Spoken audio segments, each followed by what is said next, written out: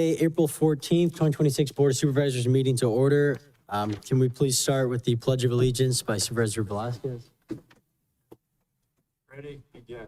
Pledge allegiance to the flag of the United States of America and to the republic for which it stands, one nation, under God, indivisible, with liberty and justice for all.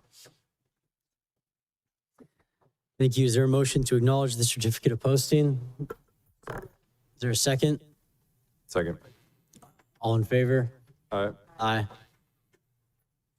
All right. All good. That's 5-0. Next, board announcements. Do we have any updates, announcements? Okay. Keep moving. Public comment, opportunity to address the board on items of interest not appearing on the agenda. Is there any public comment for items not appearing on the agenda today?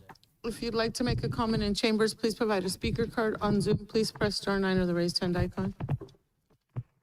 And I have no public comment. Oh, wait, hold.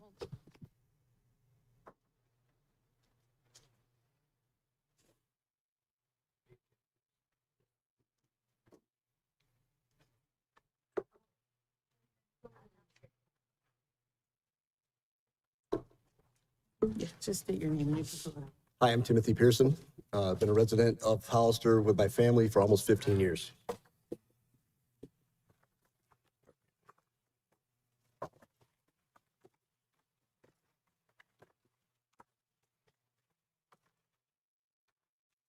Like I said, I'm Timothy Pearson, and my family and I have lived in Hollister for almost 15 years. My wife, Yuko, and daughters, Piper and Paige. I'm here today on behalf of our family pets, Bubba and Stewie. Two family dogs that unfortunately on the 29th of October got out of our backyard and in the course of under an hour came across a couple neighborhood cats that did not end well for the cats, which we are extremely sorry and it was an unfortunate event. However, the way that the case has been handled by the Hollister Police Department, as well as our animal control, which is why I'm here today, because I know it's a joint, as well as Commissioner Galloway, who is the Superior Commissioner, who oversaw our appeal. So basically why I'm here is it's an alarming way that the case has been handled, the overreach of police activity, animal control activity, as well as the city attorney being involved to try to kill our dogs over a mistake that happened one time. Dogs have had no priors, have never been escaped. And like I said, it was unfortunate.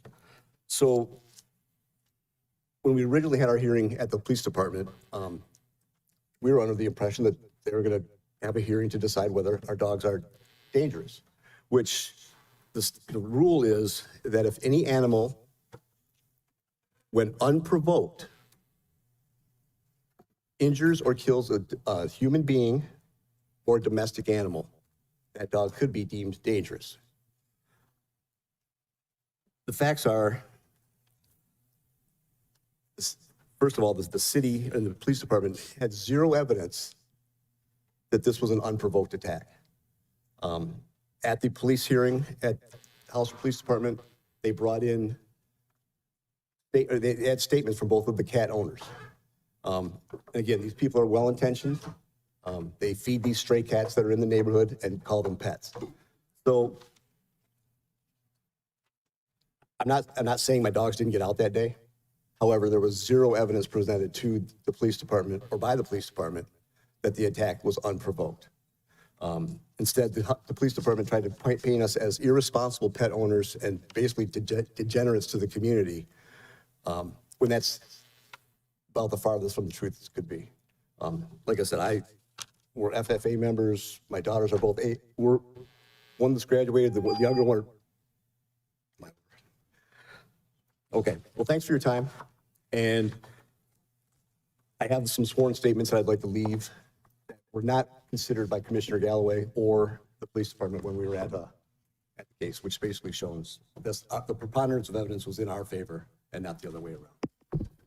Thank you very much for your time. That concludes public comment. Okay, Great, thank you. Moving on to consent agenda. Any items supervisors wish to pull from consent?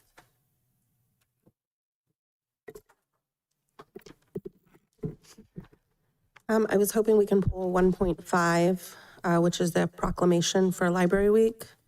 1.6, the presentation regarding Water Awareness Month. Is there anyone here to do that presentation? Yes, I'd like to pull that one. And then 110, which is the informational state of the arts presentation. Thank you. Any other items? Mr. Chair, I'd like to pull 1.8 to be able to just have for public understanding of the rule changes. Okay. Yes. Okay. Is there public comment on items that will not be pulled for consent? If you'd like to make a comment in chambers, please provide a speaker card. On Zoom, please press *9 or the raised hand icon. And I have no public comment. Okay, great. Is there a motion to approve consent except for item 1.5, 1.6, 1.10, and 1.8? I move to approve. Is there a second? I'll second. Okay, can we have roll call vote, please?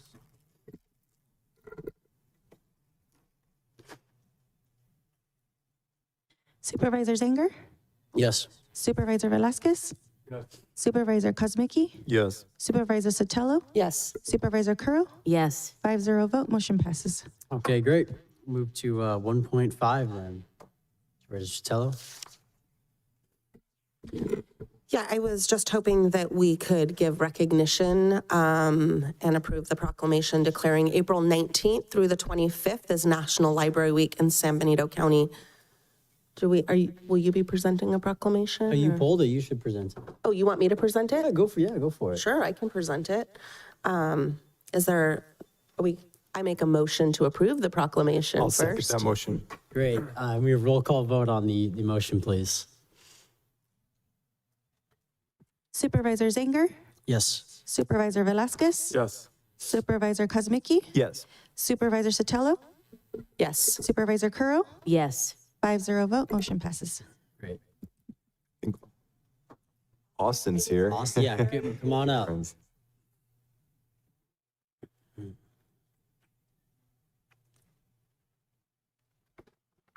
Good morning. Thank you. Okay. Thank you for being here.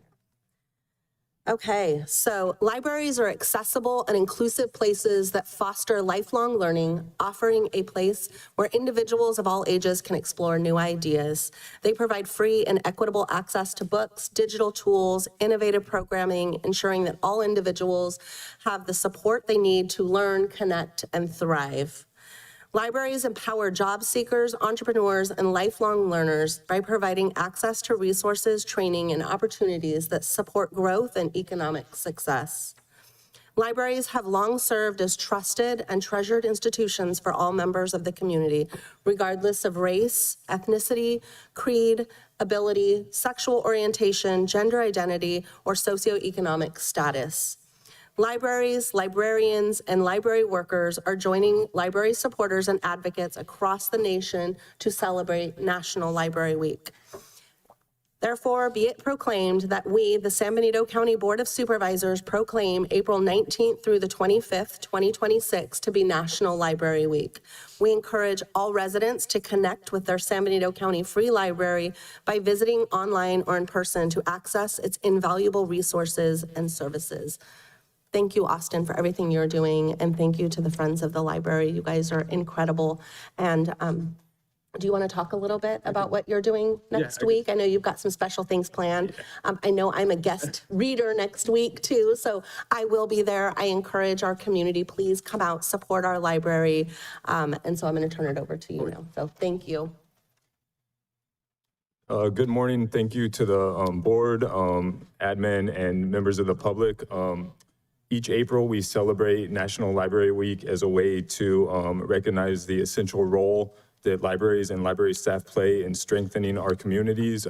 This year's theme is Find Your Joy. It highlights the ways people find joy at the library, from finding new books, discovering fun programs, attending connecting with others through programs. And so some of our events, we have story times, Roblox club, knitting groups, book clubs, all offer a wide range of opportunities for all ages to, that support lifelong learning, foster community connections, and promote engagement. We invite everyone to visit next week. Sign up for a free library card, receive a calendar of all our events happening in April. We will have, our story time at 10 to 10:30 on Wednesday with Supervisor Sotelo, and the Friends will be tabling as well. So I'll turn it over to Nancy. Good morning. I'm Nancy Gerton, and I'm a board member for the Friends of the Library. I'd like to thank the Board of Supervisors for presenting this proclamation today to our library in honor of National Libraries Week. In recognition of their hard work and dedication, the Friends will be hosting a staff appreciation lunch on April 21st. It's our small way of saying thank you to the library employees for everything they do for our residents. Lastly, I'd just like to invite the board and the community to stop by the library and visit the Friends Information Table on Thursday, the 23rd, between 2 and 5 p.m. We'll have a prize wheel and plenty of information to share on how you can get involved. Thank you again for supporting our library. Thank you. Is there a public comment on this before we? If you'd like to make a comment in chambers, please provide a speaker card. On Zoom, please press *9 or the raised hand icon. And I have no public comment. Comments from the board here? Okay. All right, great. And moving forward to item 1.6, also pulled by Supervisor Sotelo. Thank you. Again, we're approving a proclamation declaring May as Water Awareness Month in San Benito County. And I wanted to give special recognition of that. And I also wanted to hear the presentation from the San Benito County Water District. So I'll move to approve the proclamation. Well, second. Great. We have roll call vote, please. Supervisor Zanger? Yes. Supervisor Velasquez? Yes. Supervisor Kosmicki? Yes. Supervisor Sotelo? Yes. Supervisor Curro? Yes. 5-0 vote, motion passes. Yeah, let's do public comment. If you'd like to make a comment in chambers on item 1.6, please provide a speaker card. On Zoom, you can press *9 or the raise hand icon. No public comment. Okay, great. Now there's a presentation we have.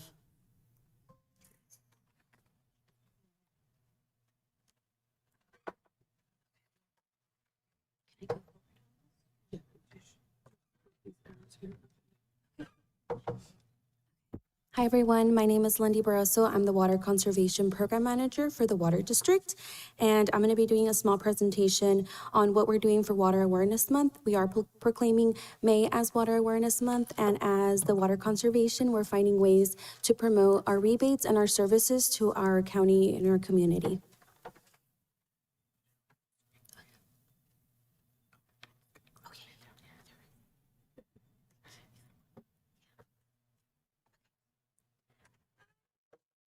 All right, so why does Water Awareness Month matter? So we want to aim to raise awareness on the importance of our water and trying to save it since it is a vital resource for our future. This is a summary of what we do at the Water Conservation part of San Benito. We collaborate with the City of Hollister, City of San Juan, and also Sunny Slope. So we do try to promote our rebates, and just for everyone that doesn't know, we do offer a lot of rebates. The first one is our turf removal rebate. It is a minimum of 100 square feet to a maximum of 1,000 square feet. We do pay our residents $2 per square foot, and with this rebate, you are going to remove your turf, but you could put anything that's more water conservative. We do give our customers plans and ideas of what they could do. We have have this as a very popular of one of our rebates for the spring and summer coming up. And at the end of the presentation, I do have our information with our phone number, so you could contact us. We also have our landscaping hardware. This involves any type of irrigation system, which is up to $100. Anybody, like I said, who pays their water bill to Sunny Slope, City of Hollister, City of San Juan is able to take advantage of these rebates. We also offer free toilets. So any toilets that are older than 1992, we are giving away free toilets or a $75 rebate in order to purchase a newer toilet that is more water conservative and doesn't use as much water as the older ones. We also have our water softeners. So for the water softeners, we tried to let our customers know of the effects of the salt in our water softeners and how difficult it is for us to recycle our water in order for us to use it in the future. So we are giving this rebate of $300 to completely demolish it and remove our water softeners because of the quality of water in San Benito is already really difficult. So we want to make sure that it is a lot easier for us to recycle. And our last but most popular is our home water survey. For our home water survey, this is something that we offer free to all our residents and customers who pay their water bills to Sunny Slope, City of Hollister, and City of San Juan. Leo, which is our, he's been in our community for more than 20 years serving in the water district, and you'll see him a little bit further down, so I'll keep going. So some saving water tips. We do promote a lot of our tips through social media and our website. And like, for example, watering, utilizing drip irrigation. That is something that we really try to enforce to our customers when they use our turf removal rebate. Watering the lawn anywhere from 9 p.m. to 6 a.m. Any water leaks to check for leaky faucets, upgrade older toilets, and just adjusting their sprinklers every year. And water efficiency, just reusing our water. We've got finally a few rain this past weekend, so I'm hoping that, plants and everything got watered down using a broom instead of a hose. So there's a lot of tips and tricks that we like to promote for saving our water usage. We do a lot of tabling, so that's where we promote our services. And then this is Leo. So like I said, we do offer free home water surveys. What he does is check the meter, make sure to do outside irrigation systems, and also inside of the home. He'll give you his best recommendation. If he's able to fix it on the spot, he'll definitely do it for free. If he can't, he'll give you his best recommendation for contacting a plumber. And so those are some of the services that we do offer, and we want to make sure that everyone in our community is aware.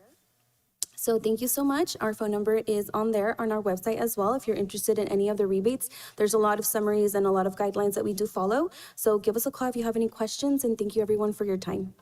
Thank you. Thank you. Comments from the board? Well, thank you very much. We approved this, right? We did? Yes. Correct. Okay, great. We'll move forward then to, we'll go 1.10, all the proclamations. This is pulled by Supervisor Sotelo as well. You want to do 1.8 first? We'll just go back to them, general all the proclamations, and then we'll go back to 1.8. Yeah, so same. I wanted to approve the proclamation designating April 2026 as Arts, Culture, and Creativity Month, and then accept the informational State of the Arts presentation. Great. Is there public comment on this? If you'd like to make a comment in chambers, please provide a speaker card on Zoom. Please press *9 or the raised hand icon. And I have no public comment. So I move to approve. I'll second that. Let me have a roll call vote, please. Supervisor Zanger? Yes. Supervisor Velasquez? Yes. Supervisor Kosmicki? Yes. Supervisor Sotelo? Yes. Supervisor Curl? Yes. 5-0 vote, motion passes. All right. Can we come and do the presentation, Jennifer?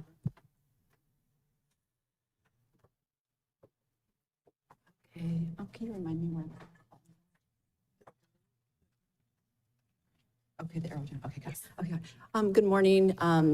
Good to see you, Chair Zanger and members of the board. Thank you for the opportunity to do a very brief presentation on State of the Arts. April marks the 8th annual Arts, Culture, and Creativity Month in California that was passed by concurrent resolution in the California State Senate in 2019. So we're very happy to get it recognized here locally. The San Benito County Arts Council, we're a private nonprofit based here in Hollister, California. Our mission is to activate and engage people, communities, and spaces through arts, culture, and creativity. I know you're familiar with our organization, so I'll kind of go quickly through these details, but I'm very happy this year, 2026, we're celebrating our 20th anniversary. We have a lot to celebrate, and I'd like to invite you all to our annual gala dinner, which will be on Saturday, July 18th at Piscinas Ranch. We normally do a very lovely farm-to-table dinner. This year, it's going to be a more elevated black tie event, so we'll send those invites out very shortly. Our Arts Council, we serve as the state local partner to the California Arts Council, which is our state arts agency, and you as the county designate one organization per county to serve this function.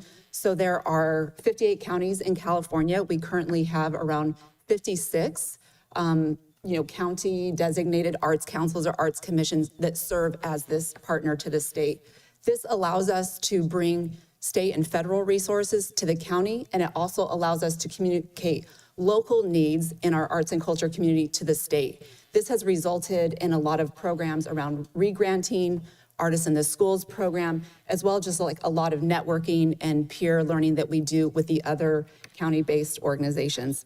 We have an annual convening coming up just this Sunday in Sacramento, where all the state local partners will meet for a full day conference. As state local partners, we do a lot of things around funding, connecting artists and communities, advocating for the arts, supporting arts education and creative placemaking, and advancing social justice, and a lot of issues around climate impact, water awareness. We've collaborated with almost every county agency and nonprofit here in the county over the last 20 years. Some of the programs that we do are, I'll just name a couple. One, our biggest program, of course, is arts education. And actually, I'm just gonna go to the next slide. Our arts education program has just really blossomed and exploded over the years. We do a lot of programs in the schools, but our mainstay program is our Artists in the Schools program, where we have a whole team of teaching artists that are deployed into the schools every day. They teach over 165 art classes per week, serving 6,000 students per week. So you can imagine the magnitude.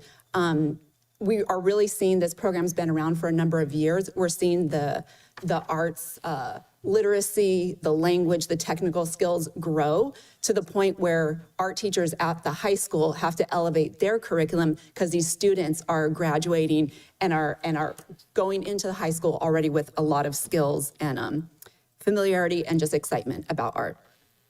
You'll see one image here I want to highlight with Louise Roy. She's a retired high school art teacher for over 10 years, has taught a life skills art program at our space, the Art Depot, to students with special needs. She does a group with the high school life skills students, and then she does a group with special needs adults with Hope Services.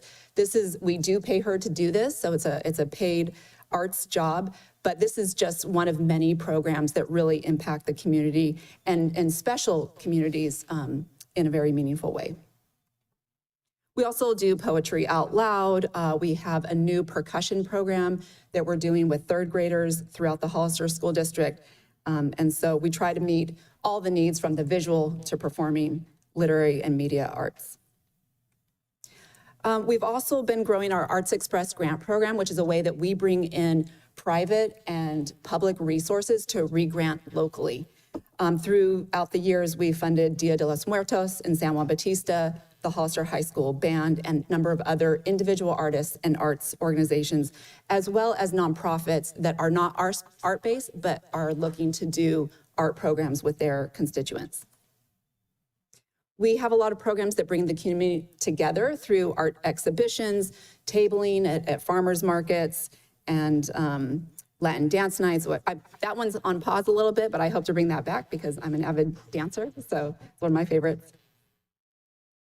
I'm also really excited. Public art is probably one of our favorite things to do. It is, as you know, very complex.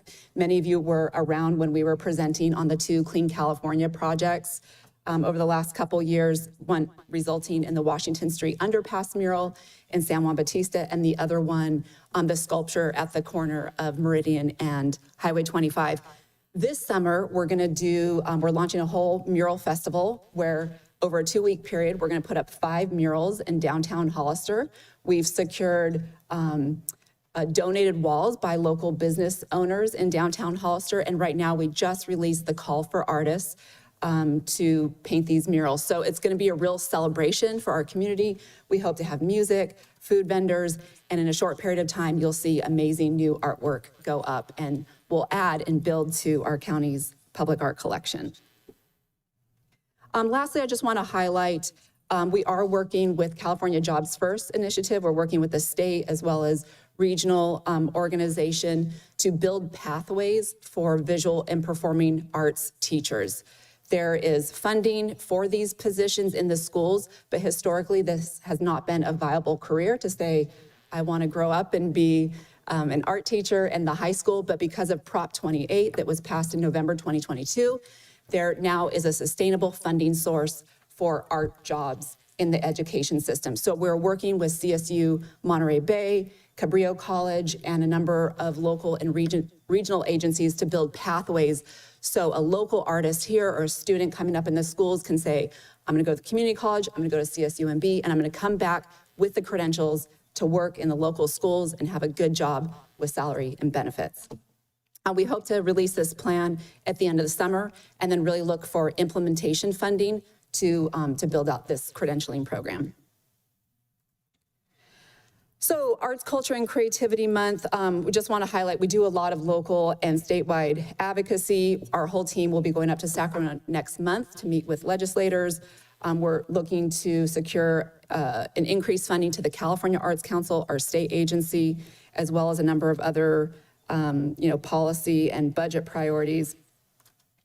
And yeah, I just want to thank you for this opportunity and appreciate your support and hope we can get a photo too for this year's proclamation.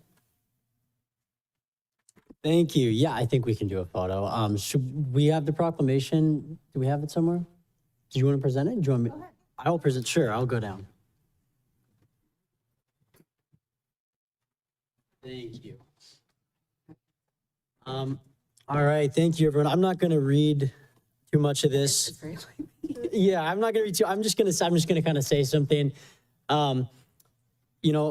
Art in the community, it's an investment in the community. It's investment in our people, often our youth, in our culture, in our physical spaces. And so it is something absolutely worth celebrating and worth expanding.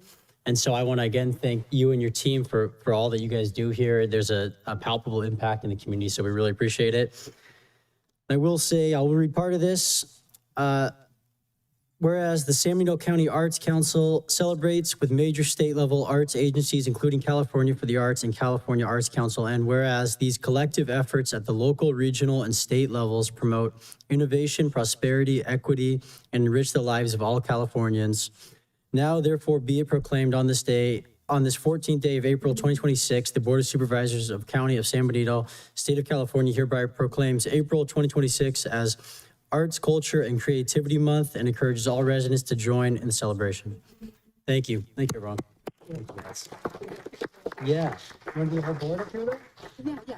Can we do everybody? Yeah, we can. Yeah, let's go. Let's do everyone. Yeah. Okay. We still have comments, Whatever you questions? guys, however you want to do, you want to stay up there?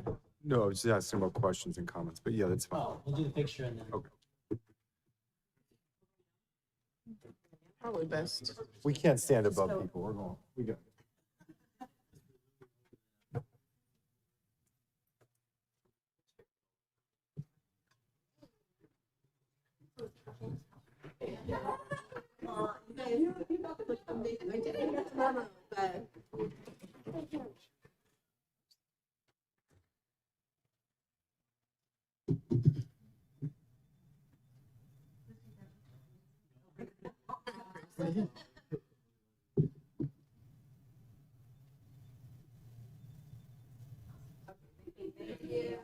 Thank you, guys. Thank you.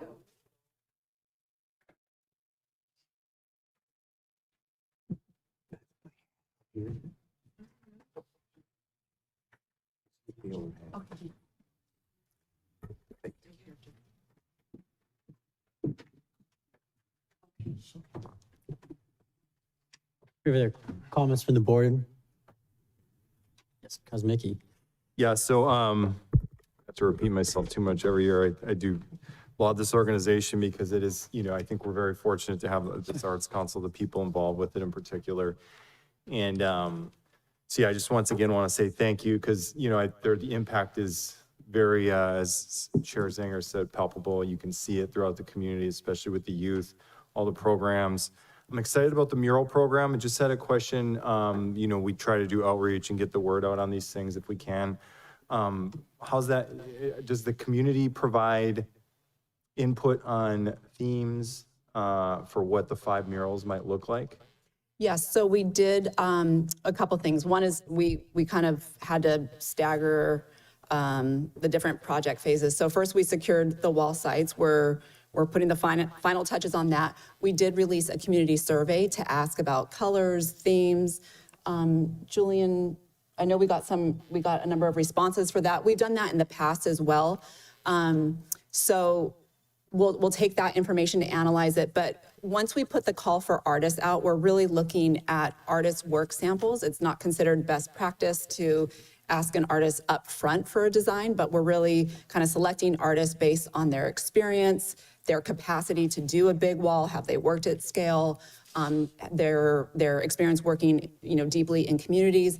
Once those artists are selected, then we work more closely with them on the design, and that's where kind of community response will play a bigger role. So that community survey is still open. We'll be taking responses for the next couple months.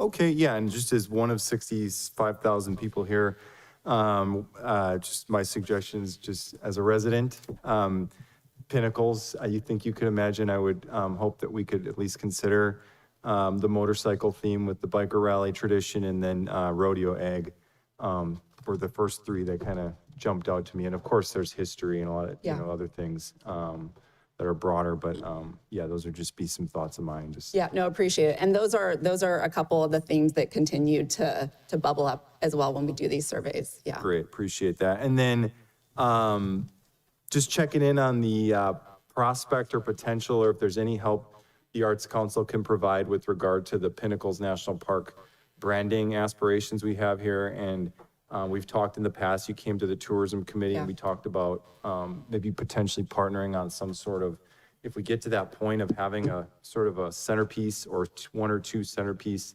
signs promoting Pinnacles, ideally on Highway 101 or 156. What pathway could we potentially see toward getting to that, and what involvement would you maybe have in that sort of thing? Well, I really invite you to see us as a resource for all of the, and any project that would involve, community engagement, result in some kind of design or artistic element, obviously public art. I know I was invited and accepted the invite to the May 27th Tourism Committee, where I believe you'll be discussing wayfinding signage. So, our goal really is to help bring jobs to artists to reflect our local community. And we much rather see the county hire a local artist team or design firm to work on these kind of projects rather than go through a catalog and say, we'll choose, this item here, even though we know that's often a bit easier to do and sometimes a little bit more cost effective. But there are ways that we really can work with artists. So that's where I would invite you to see us as a resource and a sounding board. We're also more than happy. We're very ambitious in terms of seeking out external funding. It is difficult to generate funding for public art. I know I say this every time I come up here, which is public art is typically funded at the city or county level through a % for public art. We were working and got pretty far along with a resolution for a % for public art for the county. So we're really just looking for the public will, the political will to get that over the finish line. It does not take much.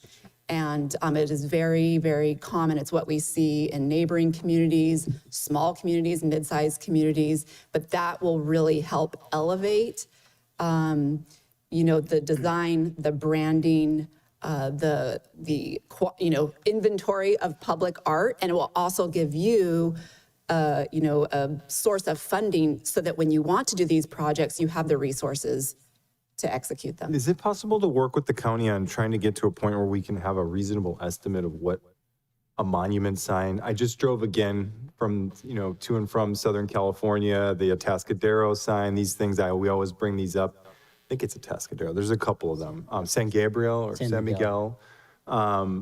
they jump out, and that's kind of what I'm thinking. Is there a possibility of providing some sort of, from the art, because you guys are the experts, some sort of estimate on what that sort of design and the whole Yeah, package I might mean, cost? what could be really helpful is, since you're a bit deeper in this work, if you have maybe 3 or 4 examples, like the ones you just mentioned, if we could look, if you could send that to us, we can figure out who, commissioned those pieces, who was involved, and how much they cost. And that's usually a really good and effective way to do it, Great, I really appreciate to that. look at comparables, yeah.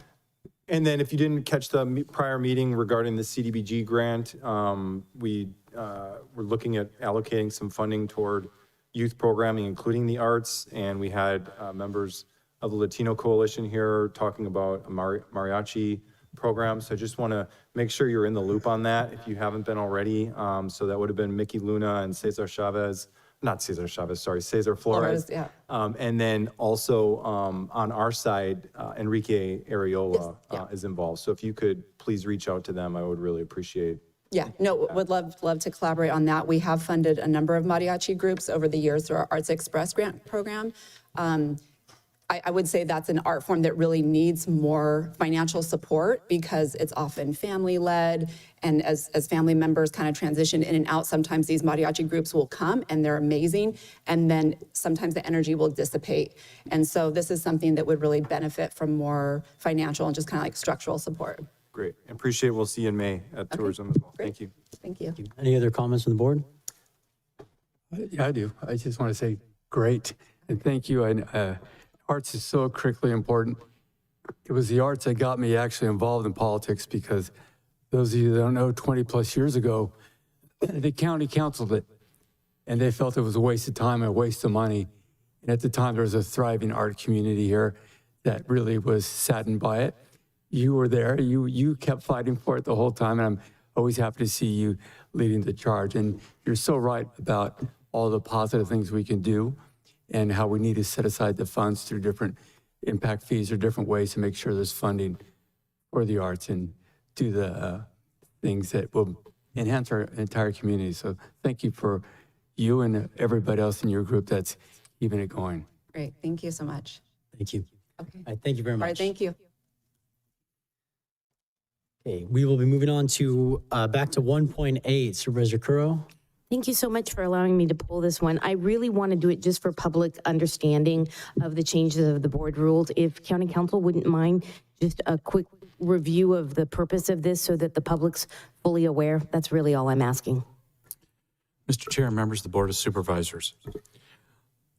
This particular board rule amendment grew out of a series of recommendations that were being issued by board ad hoc and standing committees. And the question, especially for our advisory bodies like the Planning Commission, is does the recommendation from an ad hoc or a standing committee constitute board direction or not? We know that the recommendations coming from board committees are just that, they're recommendations. And they do not necessarily reflect board direction. So I therefore recommended that the board amend its rules to include a formal process and procedure for moving committee recommendations forward to the full board for their consideration and direction. And so what's before you is an amendment to the board meeting rules, which sets forth a process whereby every board committee recommendation shall be brought forward to the Board of Supervisors within 60 days for its consideration and action, if any. The county staff that is supporting the board ad hoc or standing committee will be the staff which prepares the report. The committee chairperson will be the one who will make the presentation to his or her colleagues. And then the board will consider the recommendation and take whatever action it deems appropriate, which therefore constitutes board direction for staff and for any advisory board, commission, or committee that may be looking for direction from the board on that particular issue. In reviewing the board rules and in coming up with this amendment, I also realized that there should also be a clarification for public comment. And that is, right now, the rules, of course, provide for 3 minutes of public comment on any item on the consent agenda, which has not been pulled. This rule will clarify that if any consent calendar item is pulled for separate discussion, then a member of the public is then granted 3 minutes to speak to that particular item. The reason for that is that a consent item which is pulled for separate discussion is now placed on the regular agenda, and that item should be treated no differently than an item on the regular agenda, which provides a member of the public with 3 minutes as to each regular agenda item. So that's just merely a clarification in the rules. The principal issue is the process for moving board committee recommendations forward to the entire board. Thank you so much. I really just wanted to have that for the public to understand, and I appreciate all the work you did on this. Additionally, this includes committees and ad hocs, correct? Just for clarification. This would be ad hocs and standing board committees. Okay, great. Thank you. Thank you. Is there public comment? If you'd like to make a comment in chambers, please provide a speaker card. On Zoom, please press *9 or the raised hand icon. And in chambers, Valerie Eglin.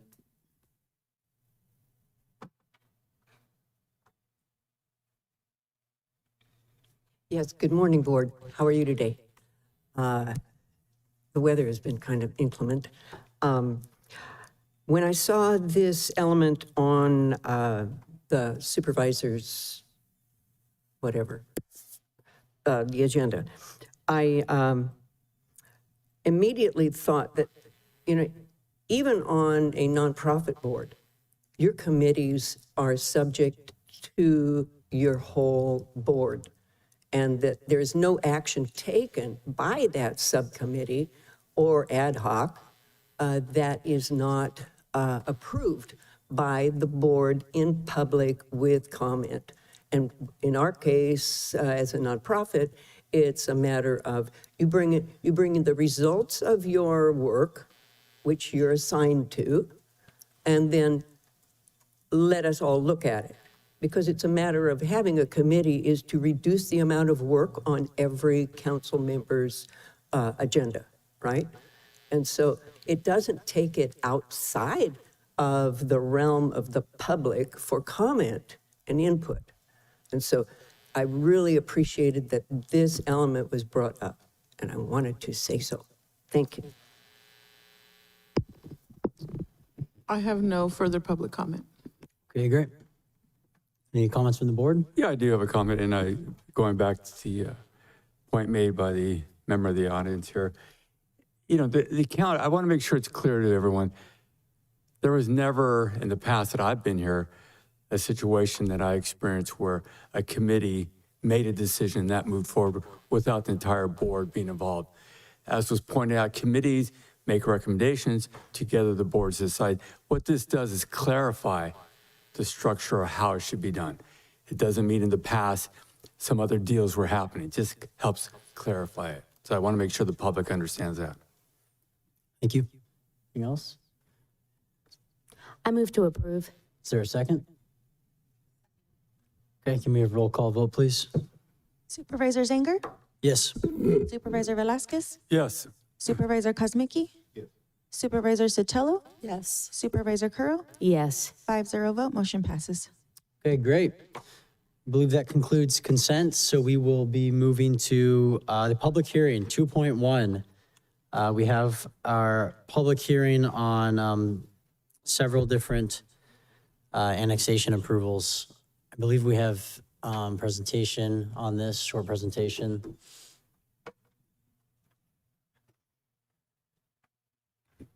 Yes.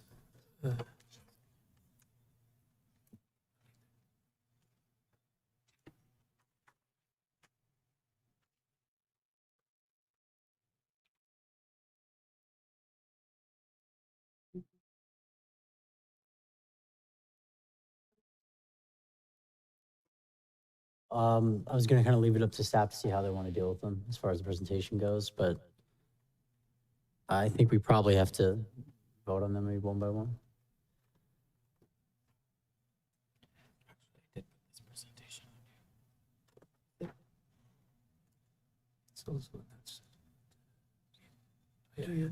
You want to do that one, or do you want me to get the map? Okay. It's just. Good morning, Chair and members of the Board of Supervisors. My name is Dims Katada, the Interim Public Works Administrator. And let me call on Linda Young, the RMA CSA Coordinator, to do the presentation. Good morning, Chair. Good morning, board members, and good morning, members of the public. My name is Linda Young, and I am the CSA Coordinator with the San Benito County. I am here for the presentation, for the public hearing for a presentation of approval of various annexations into the Communities Facilities District 2018-1 for county-wide residential services.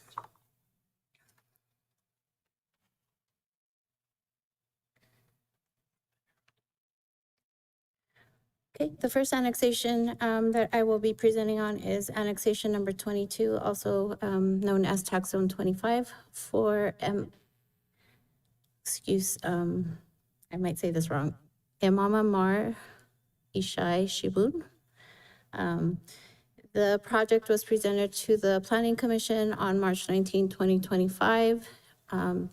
The consent agenda for intent to annex into the CFD was on March 10th of 2026. And just a brief information on the location. Address is 1401 Orchard Road here in Hollister, California. Currently, the property is a total of 28.57 acres, and it's going to be subdividing into 3 parcels. Below is the information of each parcel. So it's going to be subdivided into 2 5-acre lots and then an 18.41 acre with a road dedication of 0.16 acres. This CFD is only annexing into, this property is only annexing into the CFD for negative fiscal impact, which the current rate is $943.35. And there's no development proposed at this time for any future developments. And then here's a summary or a picture of what the future boundaries are going to be. And then I can stop here for any questions on this specific project. I would just go through them all, I would say, for now. Okay, next annexation number 23, tax zone 26, also known as property of O'Donnell Family Ranch. This one was approved by the Planning Commission in December 18, 2024, brought to the board on December 16 of 2025 for the intent to annex into CFD 2018. Location is 859 Cowden Road in Hollister. This one is actually 2 parcels totaling 115.87 acres, and it's going to be subdivided into 3 parcels. I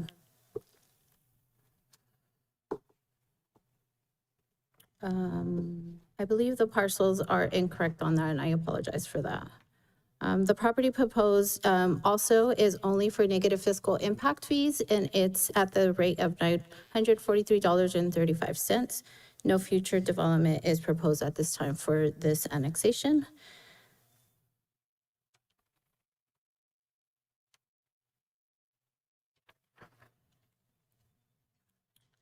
Okay. This one is a little bit different and unique. This is the Fairview Corners, previously annexation 13. The new annexation is specifically for only the phase 1 of the project, which is annexation number 24. This one is originally only annexed into the CFD to receive negative fiscal impact fees. However, when a new developer took over the phase 1, they decided that they chose not to go the HOA route, and so they brought it back to the county for project-specific costs for the county to maintain.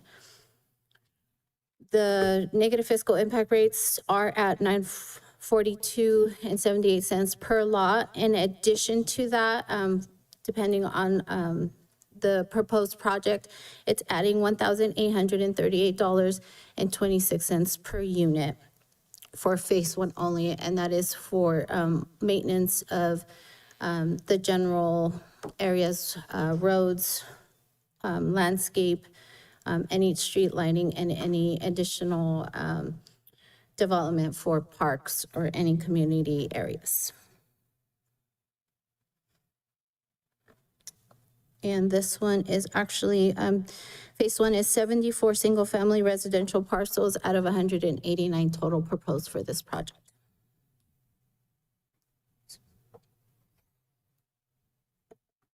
And here's a brief image of phase one where you'll see 74 homes.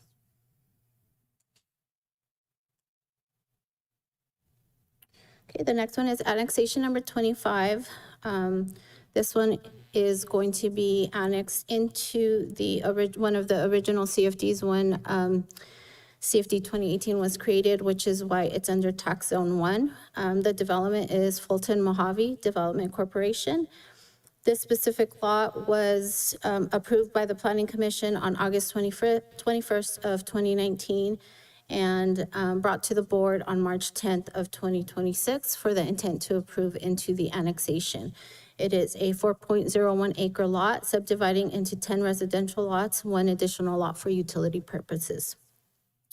This one is going to be receiving the same services as the current CFD Sunnyside Estates is, so they will be annexing with the same rate that they are currently at, which is $1,838.26.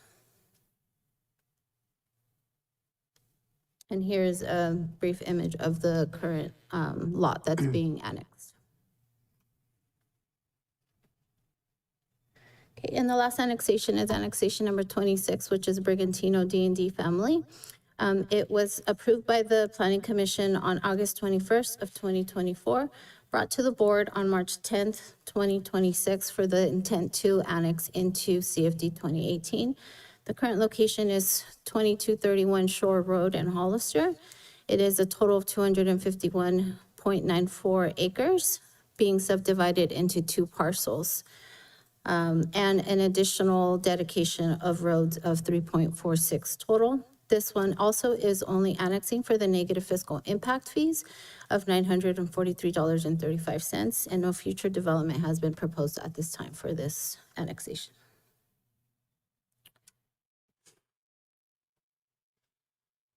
And this is not a so good image of the proposed subdivision. That's it. Thank you. Thank you. You do open the public hearing and go to public comment. If you'd like to make a comment in chambers, please provide a speaker card. On Zoom, please press *9 or the raised hand icon. And I have no public comment. Okay, great. Back to the board. Any comments, questions from board members? Supervisor Kuzmicki? Oh. Go ahead, Supervisor Kuzmicki. Yeah, so thank you, staff, for the presentation. We have talked in the past about, as everyone knows, I've kind of been raising the alarm bell on the flood of CFD annexation requests that we've gotten, because frankly, I believe there might be differences of opinion, but I believe our CFD fees are extraordinarily low for where they should be. And, but I do understand, we've talked about this in the past, that these are applications that were already in the process, and we had agreed to, at least the majority of the board had agreed to work with these applicants, but then look toward changing this model going forward with regard to fees. And we've talked about HOAs. I know Supervisor Velasquez has expressed opinions on getting away from CFDs toward HOAs. I just want to, again, sort of push for, and try to get some clarity here today on immediate steps forward for how we're going to make those changes.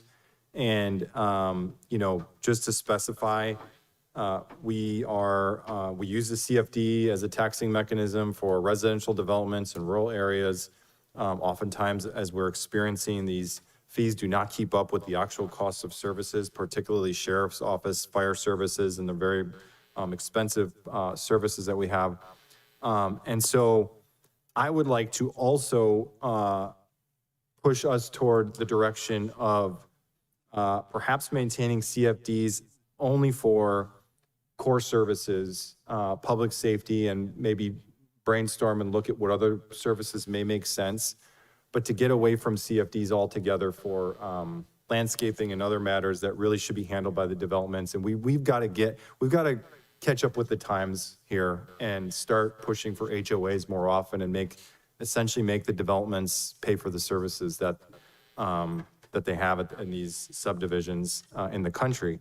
And so, and I also will just reiterate, we've got to get away from these subdivisions in the country.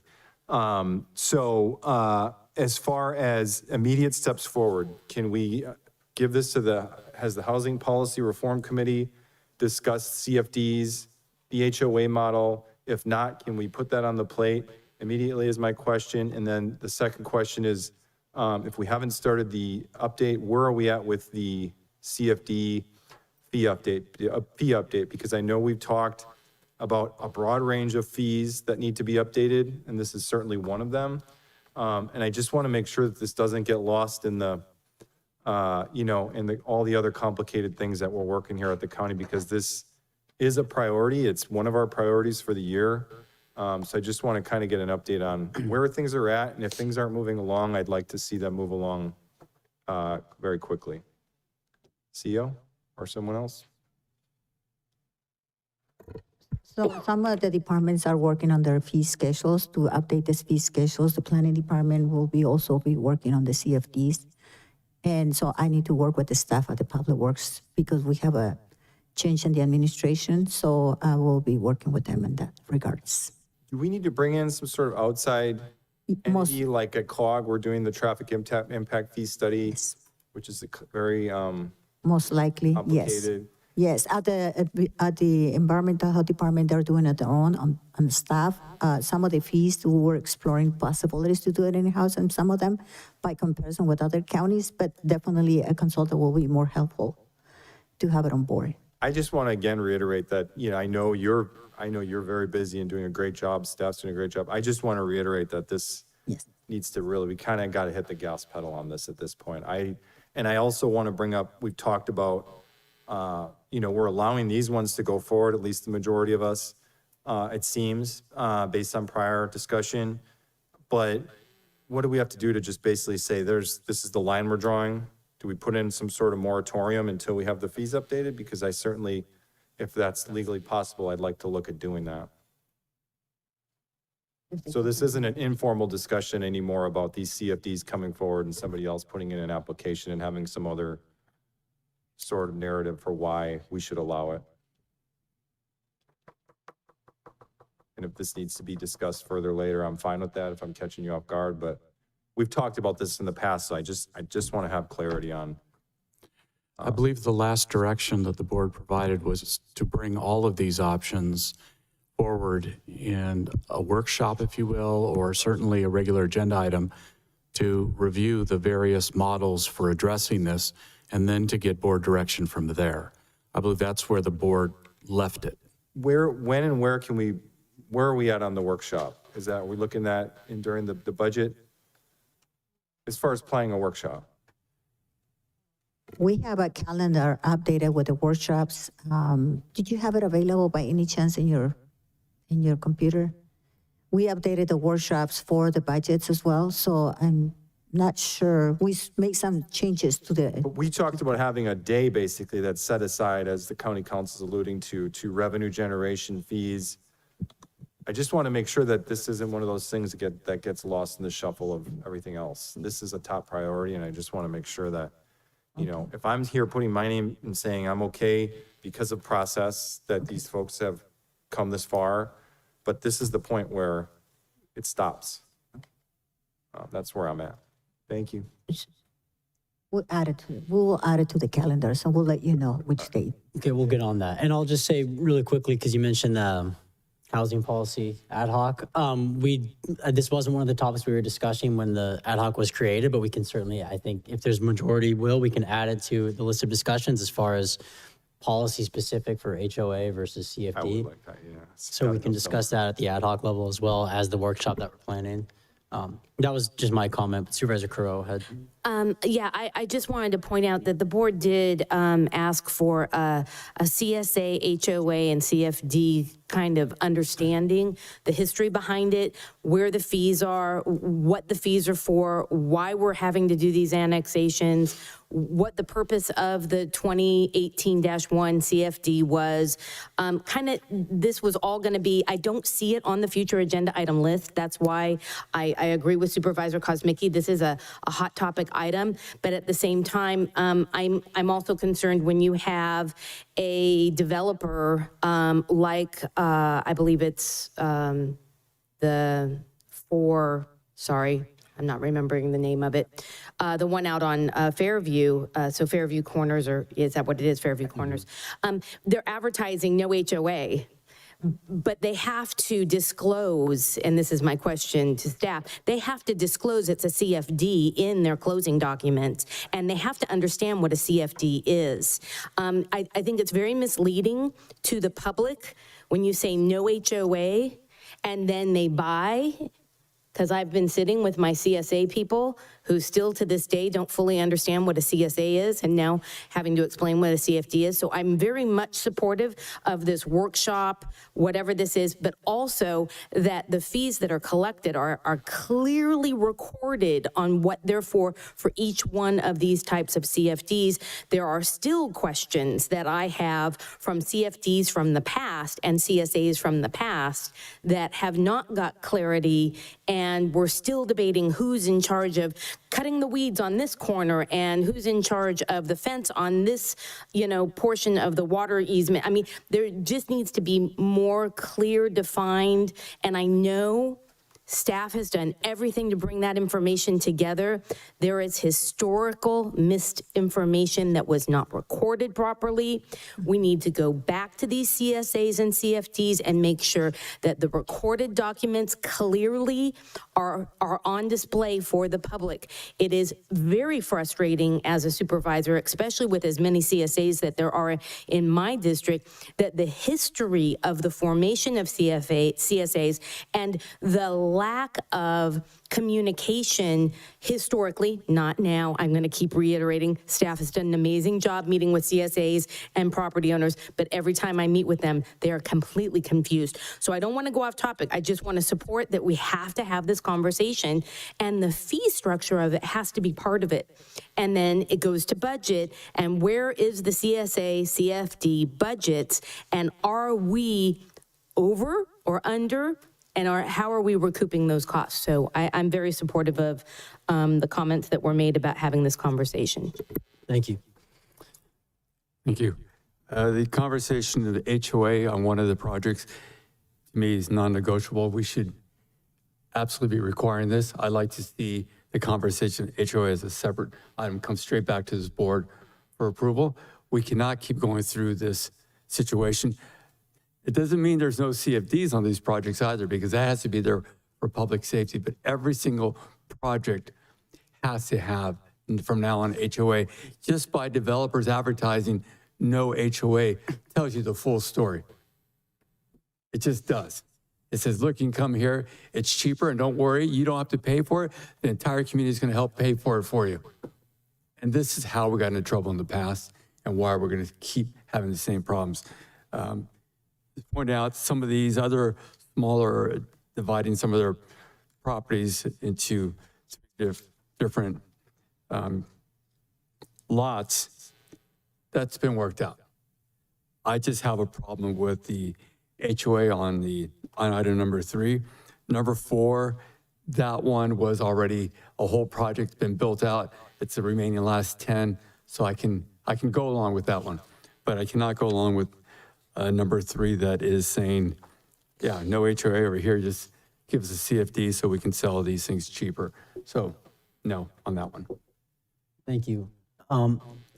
CEO, County Council, I think there's pretty much broad consensus that we want to do this workshop as soon as possible. So as soon as we can get that set up, I think we should do that because it's urgent, obviously. So Yes, I'm actually scheduling right now with staff to schedule one.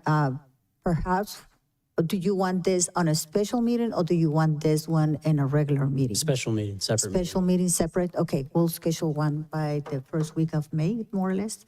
We'll That's figure out good with because we have to get ready for the budget. So we're going to push very hard to get those information together. Sounds And great. I think one of the concerns that I have is I work on housing projects. We used to have what is called the first-time home buy loan program. The state required us to hold public workshops explaining the difference between HOAs and CFDs to the residents, so they don't sign documents without knowing what they're signing for. And so that was a big portion. It was a 2-hour workshop for individuals that were in the getting ready to purchase a house, because sometimes they can have the language available, but they don't really understand the language. When you use language that is difficult to understand even for developers or for people that are selling their homes, and those CFDs are passed to the next buyer without even knowing. So we would like to have this workshop. We're gonna also provide a notice for the residents, whoever wants to attend the workshop, so they can come and join us and ask questions during the workshop. That would alleviate the issue. At least we can make an effort for that. Good, thank you. Thank you. Do you have anything? Okay, so then we have these several CFD annexations. Do we want to separate them out? Yes, one by one. One by one? Okay, we can do that.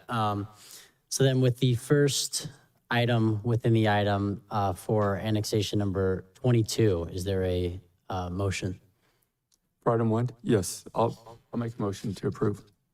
Second? I'll second. Oh, we did public comment. Yeah, we did. Sorry. Yes, there's a first and a second. We have roll call vote, please. Supervisor Zanger? Yes. Supervisor Velasquez? Yes. Supervisor Kuzmicki? Yes. Supervisor Sotelo? Yes. Supervisor Curro? Yes. 5-0 vote, motion passes. Thank you. Next item, number 2, annexation for tax zone 26, number 23. Their motion. Make a motion to approve. I'll second. Okay, first and second, roll call vote, please. Supervisor Zanger?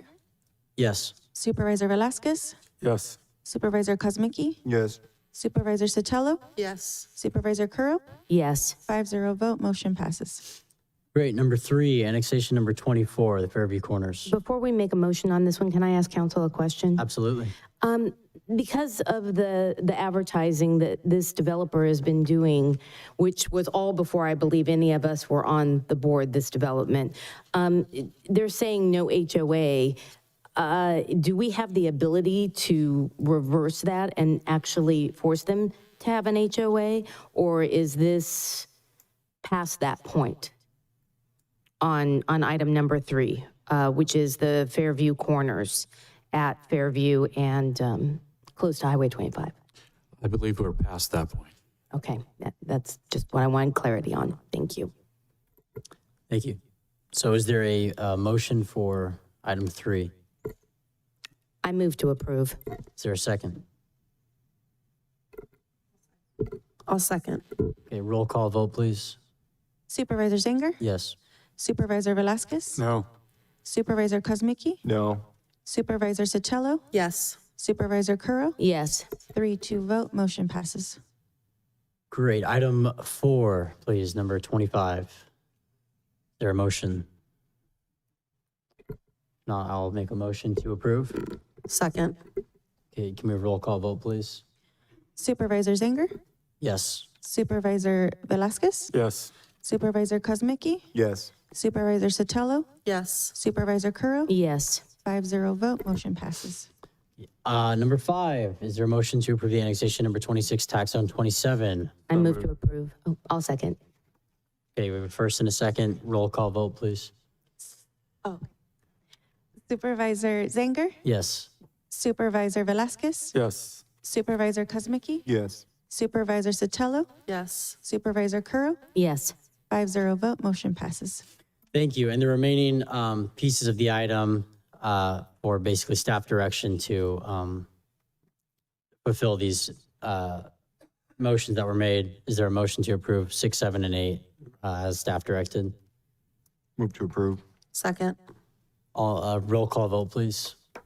Supervisor Zanger? Yes. Supervisor Velasquez? Yes. Supervisor Kuzmicki? Yes. Supervisor Sotelo? Yes. Supervisor Curro? Yes. 5-0 vote, motion passes. Okay, great. Thank you very much. That will conclude the public hearing item. We'll take a 5-minute break and then we'll move to regular agenda. Thank you. Recording stopped.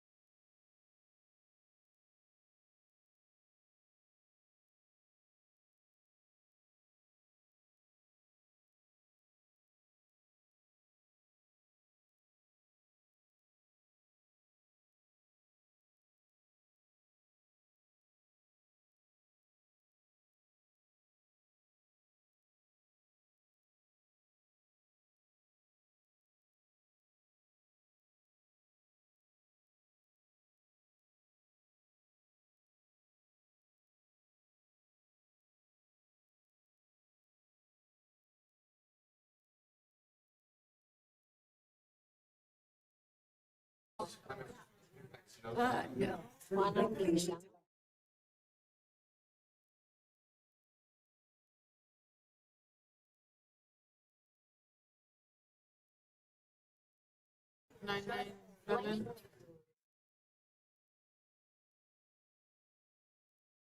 are you doing?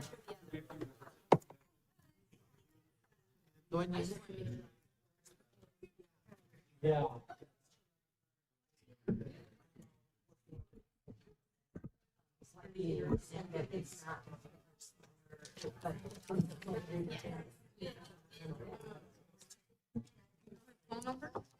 No.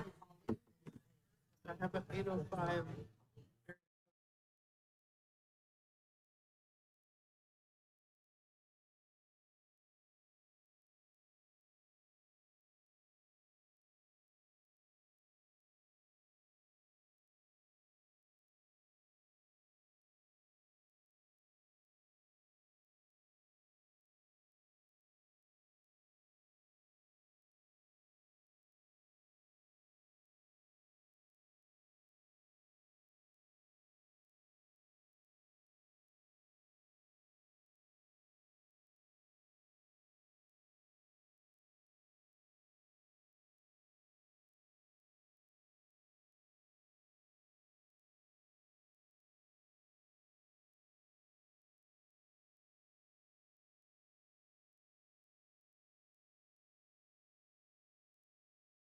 I just want to make sure. I'm just gonna do like a brief.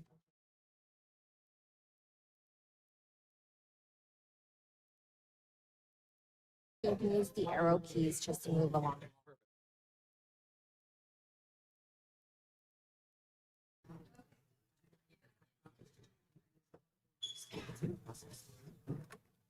Recording in progress.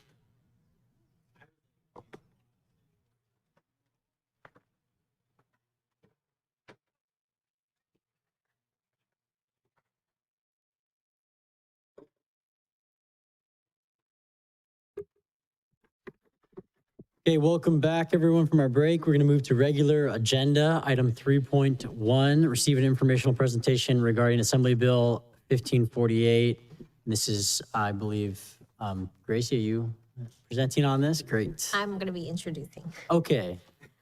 So for today's board agenda item, good morning, Chair, and good morning, board members and members of the public. For today's item, we're going to be discussing Monterey Bay Area Stewardship Authority, which is in the process of being established by AB 1548. This is being led by Assembly Member Pellegrin. And for today's presentation, I would like to introduce a few individuals who are going to be speaking on this and providing some information for your digestion, lack of a better term. So with that, I would like to introduce Donna Myers, who is a consultant for Trust for Public Lands.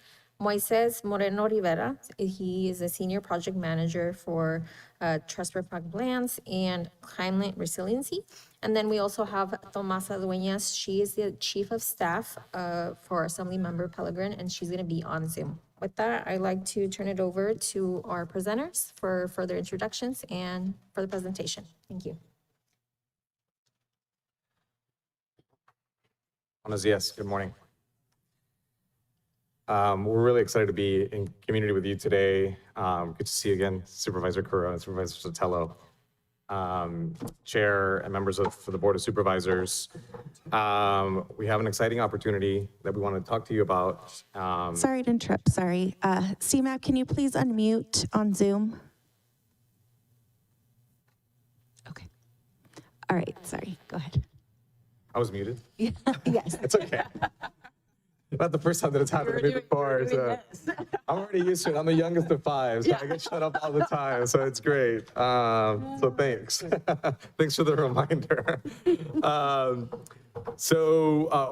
Juan unfortunately couldn't join us as our Director for Government Affairs at Trust for Public Land. Yet we're still a small yet mighty team, and we also have members of the public that are here to speak on this item. For today, we want to just give you a brief history of how we got here. We want to tell you about the engagement that we've done, the outreach and engagement, and where we are in the legislative process, and how you can plug in, and how some of you have already been plugged in, and how we encourage San Benito to be involved in this process. So with that, I'll briefly get it started. I don't know if you're familiar with Trust for Public Land. It is a national nonprofit that has over a 50-year history, and its 50-year history, around 40 of those years, we've done work in the Central Coast. As part of that work, we've mainly been focusing on land protection work and land conservation work, working with local partners. And in 2021, the organization itself really pivoted, not necessarily to change who we are as an organization, but there's other things that the organization does, including raise funding for public lands. And in our history, we were able to coordinate with local governments to raise about $112 billion on public dollars. And doing that in partnership with local governments, state governments, federal government. Understanding that, we started a climate conservation initiative to really understand the needs of this tri-county area, both San Benito, Santa Cruz, and Monterey counties, to better understand what were the understand the goals and objectives of the state for climate resiliency, for biodiversity and habitat protection, natural and working lands protections, and equitable outdoor access. There's this bigger question as to what are the impetus, what are the barriers to achieve any and all. And the one thing that natural and working land stewards in this region talked about was funding for long-term stewardship. And as a result of this 2021 work that TPL initiated, we got to work. We created a durable funding working group. Over 25 organizations participated, including organizations from San Benito County. This was truly an effort to try to address what are the avenues that the organization could take and that the region can take really to address these funding gaps. I'll pivot over to Donna to continue on that story of how we got here. Great. Thank you for having us this morning. My name is Donna Myers. Excuse me, I'm a consultant to the Trust for Public Land. I've been a conservation acting professional here in the Central Coast, Monterey Bay region for about 30 years. Most recently as the general manager, executive director of the Salinas Valley Groundwater Sustainability Agency, which I ran for the first 5 years of its existence. But I've worked across the region, mostly looking at water and watersheds as foundational planning elements of what we need to think about as a region when we think about our landscapes, our viability of our water supply systems, as well as how we're managing things like floods that we know our rivers can produce quite substantially here. I was brought on with Trust for Public Land primarily to work on establishing the process that we would do of engagement with trying to understand the conservation needs of the region, as well as working with local governments and hopefully, keeping people apprised of what the needs were, and then also working with what we ultimately called the Conservation Practitioners Working Group, which was a group of organizations and people who had been involved again in the region for decades, and really understanding from their perspective what this kind of authority might be able to do in terms of future benefit for the region, planning for climate resilience, and readying across literally county lines, as nature does not usually recognize a county line. Nature is nature, and we are lucky enough to have beautiful parts of California in our backyards. So we very much wanted to put together groups from all three counties and really have that conversation. So I'll go ahead and move forward. Yeah. And so after the work that TPL had started and kind of the informality of the durable funding working group, what that group really recognized is that we have very little money for stewardship. The state of California and the voters of California have put in place various bonds over the last 30 years that have been funding improvements in the environment across the state, as well as in our local communities. Locally, groups like our resource conservation districts across the three counties have pulled these grants in. But again, most of these grants are either to acquire land, potentially to do a project, a restoration project, a trail project. but the funds are not really able to fund any kind of further capital improvements or management. So grant funds oftentimes can maybe buy a piece of land, build a park, build the trails, put up some fences, do the kinds of things that we all enjoy. But 20 years down the line, there literally is no money left to continue the maintenance and management. And as we all know, the value of having these amenities in our communities has been shown again and again as something that's very important. So from a small group of people that was essentially looking at the question of stewardship funding, we then convened and looked at models around the state. And this work was done primarily by TPL. I'll turn it back to Moises, and then we'll talk a little bit about our process with what we eventually became the Conservation Practitioners Working Group, which actually helped draft some of the language that is in the bill today. So I'll turn this back over to Moises so he can tell you a little bit about some of the models that were looked at statewide. Yeah, we were looking at what have other regions in the country, what have other regions in California done to address a gap in funding, particularly to address their needs. And after reviewing several models, the one that stuck out to us the most was the San Francisco Bay Restoration Model, where 9 counties in 2008 came together to establish their own restoration authority to address a funding gap, particularly around sea level rise and tidal wetlands. We were able to then see how 9 counties were able to create a governance structure that worked for them, and really to be able to then be an organizing structure to draw down federal money, state dollars. So since then, Prop 68 allocated them specifically $20 million. And then Prop 4 recently, $85 million, just for being having a structure for being able to bring in dollars. Additionally, because of their organizational structure, US EPA in 2023 was able to award them $50 million for projects that they had already identified.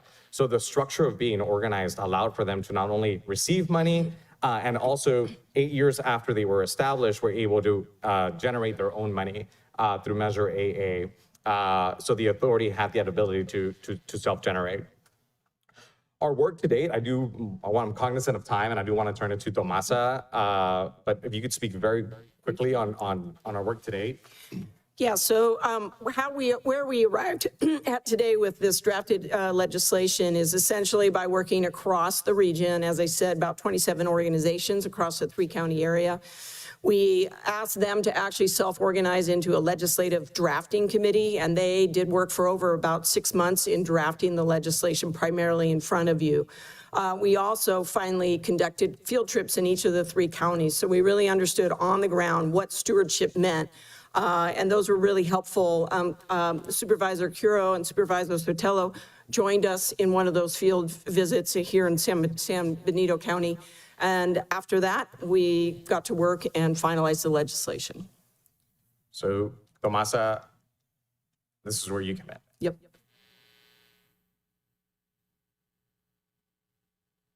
Okay. Hi, there we go. Hi, good morning, everyone. Tomasa Leñas, Chief of Staff to Assembly Parliament. Thank you for allowing me to join you virtually today. So where we are now in the process is I just want to share that Assemblymember Pellerin has been actively engaging in the development of AB 1548 for a year. And her approach to this is that she really wanted it to be grounded from the bottom up versus Sacramento down. And definitely appreciated all the conversations we had across the 3 counties with over 25 different organizations. Really enjoyed meeting Supervisor Sotelo and Supervisor Curro and getting to know a little bit of the county, which, by the way, is beautiful, and I can't wait to go back. And so that all led to the creation of AB 1548, which is the Monterey Bay Area Stewardship Authority. And the vision here is, again, really to create a unique authority that can bring in dollars to this region that tends to be overlooked by the needs of the San Francisco Bay Area or even Southern California, Los Angeles. AB 1548, we introduced that early in the process. We've gone through a couple of different amendments. Assemblymember Pellerin is very much interested in hearing from the counties, from practitioners about what does this mean to you?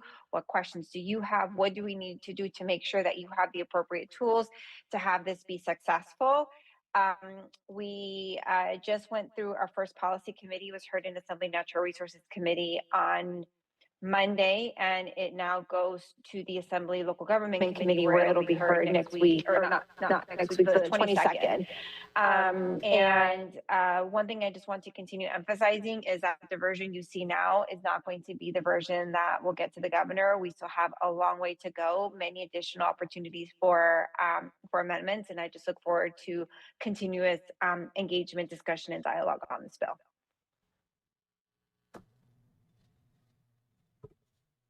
Okay, great. Well, thank you. Thank you for that. That concludes the presentation. Is that correct? Yes, that's correct. Okay, let's go to public comment. But if I could just say one last thing. Sure. To Tomasa's point, we really, when the impetus of this work really was the ecology of the area is very much connected, right? So we were seeing how the county boundaries really did make no sense when the wildfires are coming, when droughts coming, when flooding's coming. And the ability that San Benito has to help shape this bill for your needs, right? The comments that we've heard on the ground, we want to make sure that it's an equitable representation, and we want your engagement in this as much as the other two counties as well. So we're just excited for this opportunity. We know that while it is smaller in size, it doesn't mean that the impacts are small in size. So I just wanted to say thank you for this opportunity today. Thank you. Thank you. Public comment, please. If you'd like to make a comment in chambers, please provide a speaker card. On Zoom, please press *9 or the raised hand icon. And in chambers, we'll start with Jessica Woolander.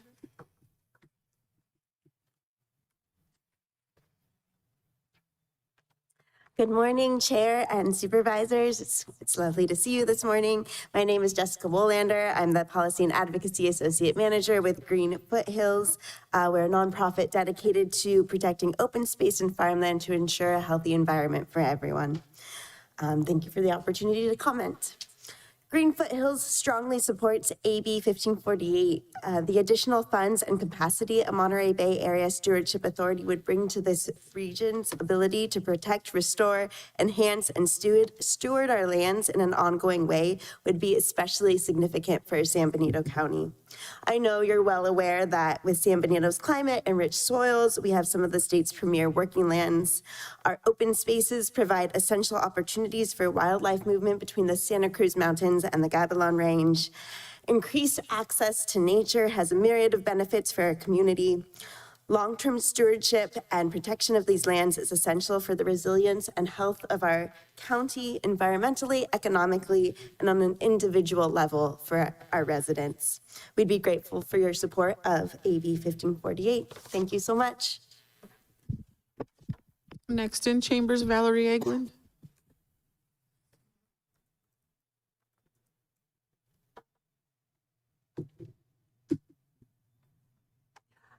Hello again. This is so important to San Benito County for our connections to the Bay Area, Monterey Bay, the Bay Area Ridge Trail that could be connecting or is going to be connecting with the new 25 interchange, and perhaps bringing the possibility of the concept of from the Pajaro to the Pinnacles. That we can bring in funding through this consortium or authority that would allow us to begin future planning to really substantially say to our public that we are making way for a viable, not just entertainment, not just parklands, but also the economic stability of our tourism, to give them some place to come to rather than just one designated area. All of the business opportunities that come with bicycling from Monterey, the Coastal Trail, the Ridge Trail, and now we're coming with the Condor Classic is being developed this year again. And then this coming month, we've got at Laguna Seca, we've got the bicycling festival there. It's going to be big if we can loop into that and build on that. So Reach San Benito Parks Foundation has supported Trust for Public Land and been involved with them since they first came to us at the historic park, talking about the open possibilities of side trails to the pinnacles from Hollister. And so it has been a wonderful experience of being involved with these groups that have a greater vision for our area. So we are definitely supportive of and have written to Speaker Rivas, and he has flagged that for his own attention in stewarding that this great opportunity. So thank you very much. And we have one other, Carminder Brown. Good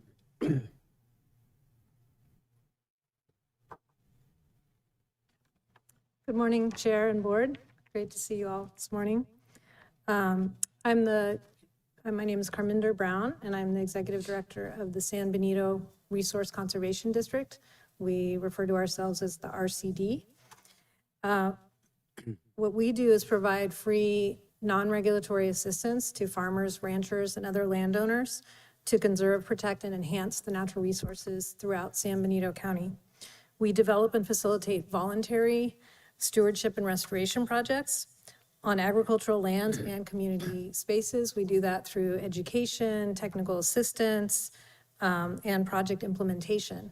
Our main clients of the RCD are farmers and ranchers. So I'm going to speak to the benefits that I see of this AB 1548 legislation for our agricultural community specifically.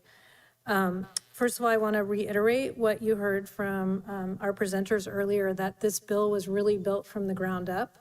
It didn't come from Sacramento to us. It was shaped through all of those meetings that Moy and Donna referred to with conservation practitioners from throughout the region. I was involved in those meetings from the beginning, as were representatives of the San Benito Reach Foundation and the San Benito Agricultural Land Trust. The Land Trust also participated in the legislation drafting committee and actually helped write legislation. The RCD was involved from day one, and we helped organize the San Benito County site visit back in December that Supervisors Curo and Sotelo participated in. I also want to emphasize that this is non-regulatory non-regulatory legislation. There will be no new mandates on landowners, and that's very important to us at the RCD because, again, all the work that we do with farmers and ranchers is always voluntary. However, this legislation, if passed and if this authority is created, will create opportunity and will bring resources to the people who are already doing the work here in San Benito County. So why does it matter for San Benito? Our ranchers and farmers already steward their lands in ways that provide benefit to all of us. They are producing nutritious food, contributing to our economy, and in the case of San Benito County, managing over 500,000 acres of rangeland and farmland. No small task. But many of the practices that agricultural operators are being asked to do in these days for the public benefit are an additional burden financially, things like habitat restoration, invasive weed management, and wildfire mitigation strategies, including prescribed burns. And what's really lacking is the sustained funding to both implement new projects and to sustain them over time. Out of time. Thank you very much for considering this legislation. Thank you for your past support of the RCD, and I really hope you will decide to provide a letter of support. Thanks.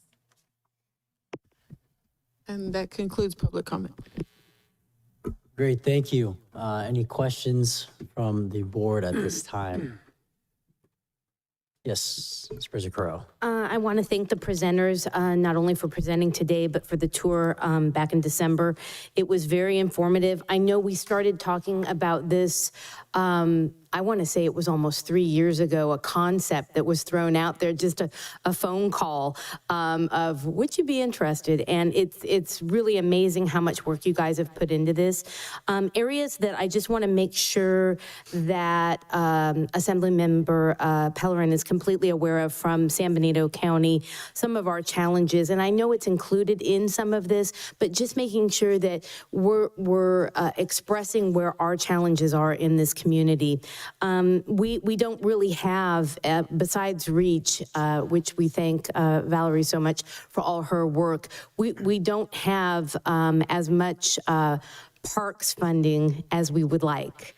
We have a regional, a Riverside Regional Park that we pretty much have the plans ready. We just don't have funding for it. We have, you know, Sunny Slope, Estates Park. Again, it's designed, but we don't have the funding for it. We talk about the Vets Memorial, which I thank this board for supporting that project and asking Speaker Rivas for assistance in that area. But understanding that it's not just, we do have a riverbed cleanup issue. We're working on our homelessness and trying to remove it out of the riverbeds and being able to fund for that. How we have to be able to do stream bed cleanup with less regulations because of fish and wildlife, and how our residents aren't able to keep their private properties, let alone the public properties, cleaned for reducing floods. And we all know what's happened in the past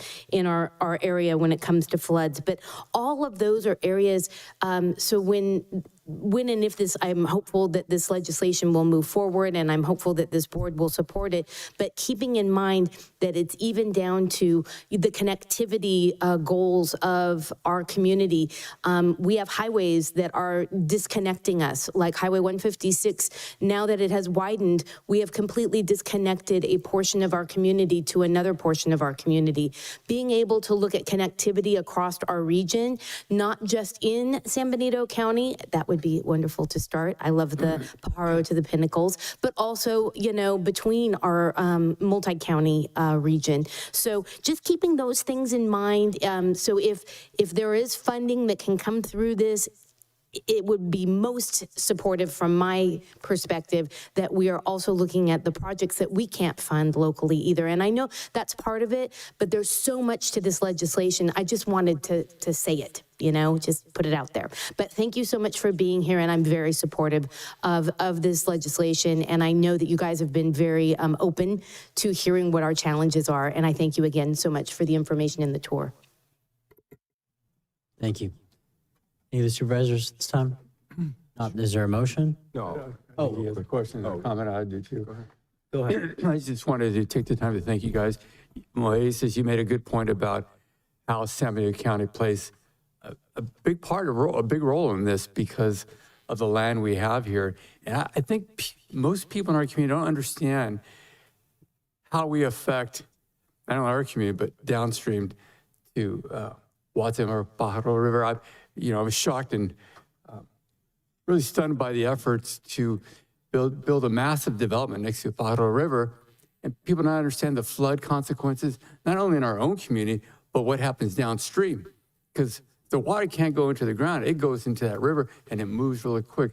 We're learning now. And that's what I really want to make sure this group is about, is educating our public that every action we take, there's a reaction to it. So let's make sure that the actions we take are a positive for our community. And I really want to make sure that we are working with our partners and understanding the importance of San Benito County's contribution to it, because it really does, a lot of it starts here. So, and again, thank you guys for the continuous work you're doing. It makes a lot of sense. Thank you. Mr. Chatello? Sorry. Thank you so much for being here, and I think this is an exciting opportunity for us to bring in funding and resources.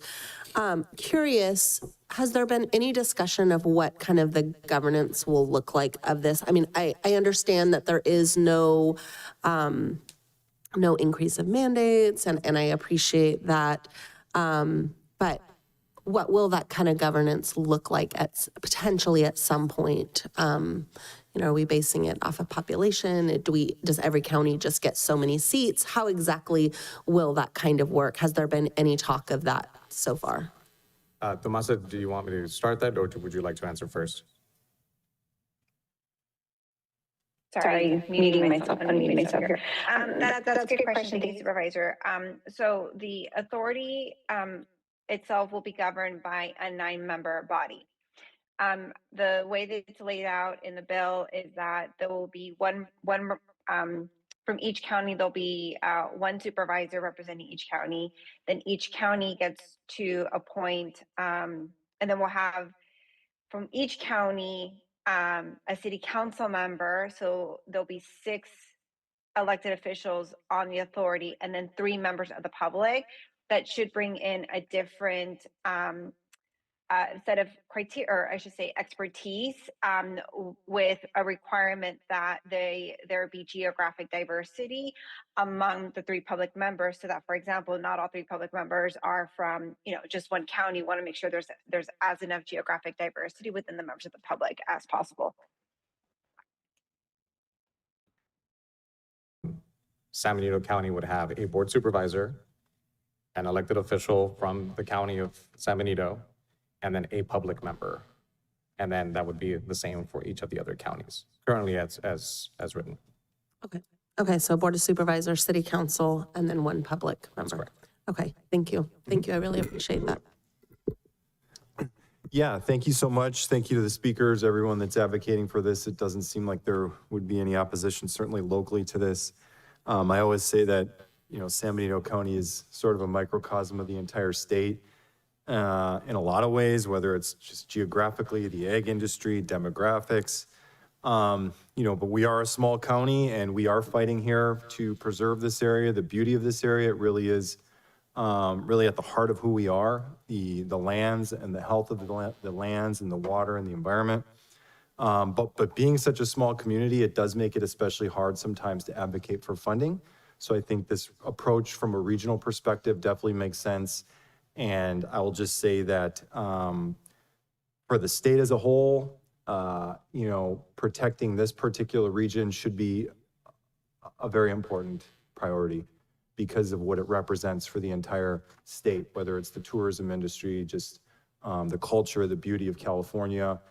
Our region really plays a critical role in what California really is. So just to put a plug out there when this gets to the legislature, for competing with a lot of other programs and ideas, I do see this as something that would be very valuable, not only to our county, to our region, but to the state as a whole. So thank you for all your work. Thanks. Thank you, Supervisor. Thank you. Is there a motion if there's no other comments, questions? I move to approve. I'll second. Great. Give me a roll call vote, please. Supervisor Zanger? Yes. Supervisor Velasquez? Yes. Supervisor Kozmicki? Yes. Supervisor Sotelo? Yes. Supervisor Curl? Yes. 5-0 vote, motion passes. Thank you. Thank you so much. Thank you. We do go to local government committee, as you see, next week. That letter of support really means a lot. And it would also mean a lot if there's a board supervisor that would like to join us in Sacramento for the local government committee. I know that was not part of the agenda, but open invitation, just putting it out there. Thank you. All right, thank you. We will be moving to item 3.2. This is the final map for track number 330, commonly known as San Juan Oaks Phase 5, located at San Juan Oaks Drive. Mr. Chair, Yes. I need to make an announcement because I have to recuse myself per government code 84308. I have received over $500 from the developer on this. This project had started prior to me being elected on the board, but I am supported by this organization that is affiliated with this development, so I am going to recuse myself. All right, thank you.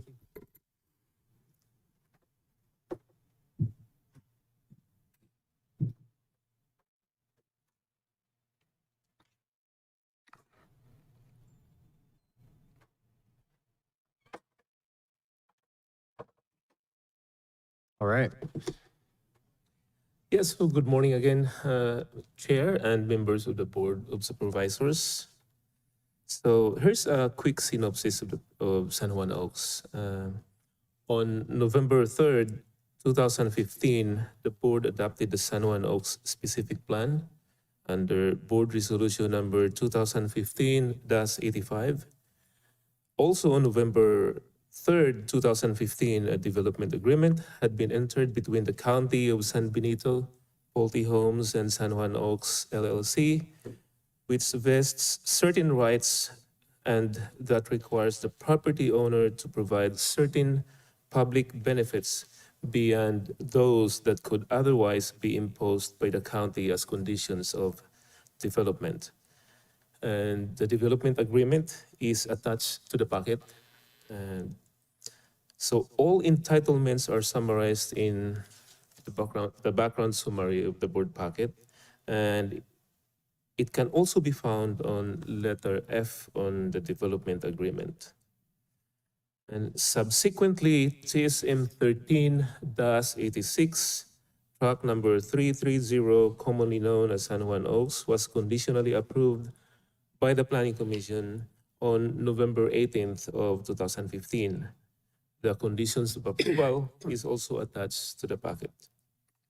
So due to the scale of the project, San Juan Oaks is being developed in multiple phases. So San Juan Oaks is now seeking to record final map for Phase 5, which will create the 67 lots for non-age restricted single-family detached residential units. And also, Phase 5 will include the hotel parcel and 5 neighborhood commercial parcels. With the approval of this final map for Phase 5, the total count being created and recorded so far is 810 lots for active adult units and 67 lots for non-age restricted units. And to summarize all those, we've recorded Phase 1 for 279 active adult units, and it's already been recorded. Yeah, if you can see, yeah, the Phase 1 in the color green there. And Phase 2, it was already recorded also. It creates 531 lots. That's the Phase 2 in the blue.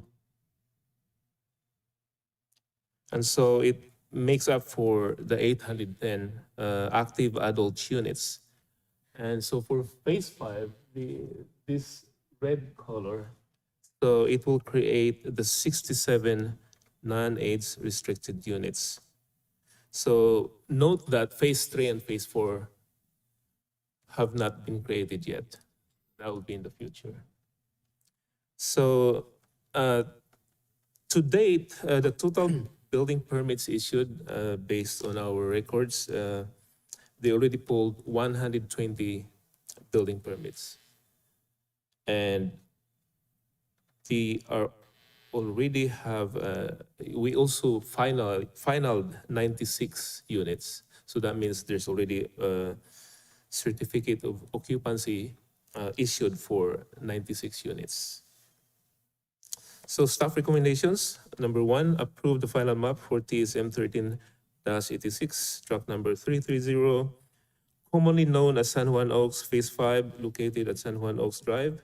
And number 2, accept on behalf of the public the offers of dedications for uses in conformity with the terms of the offer of dedication, subject to the condition that the County of San Benito is not responsible or liable for any cost or expense of any offer accepted unless authorized by separate action of the Board of Supervisors.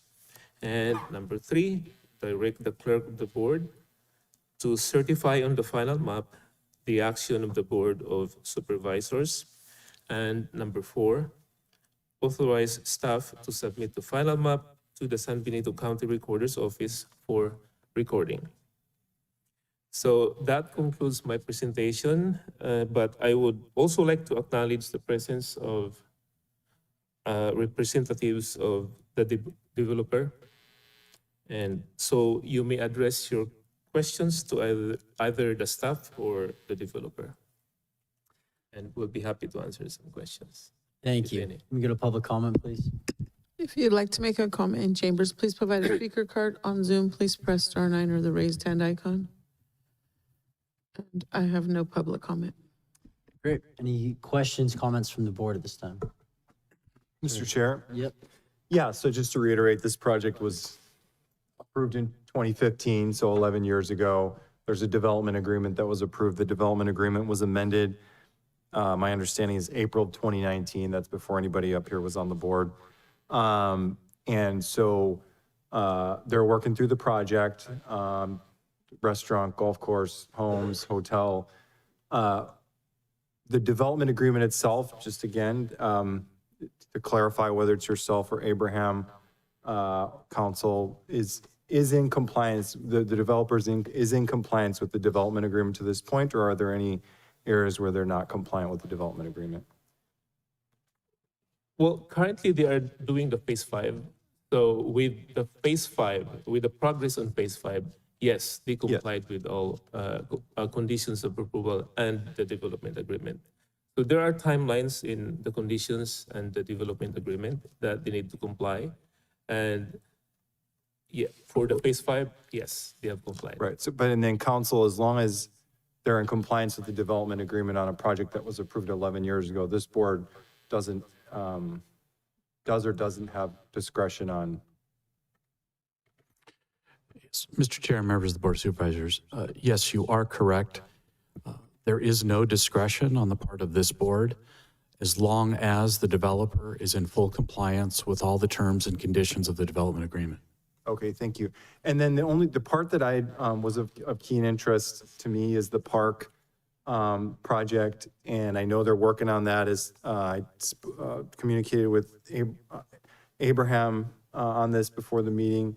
Can we just get an update on where I know there's a couple parks, but the community park in particular that would be open, that would be essentially would be a county park. Can we have just an update on where they're at with that and just kind of how we're looking at that kind of unfolding, when it might be done, when it might be open, because it'd be great. Yeah, let me call on the developer to great. explain the progress of the park.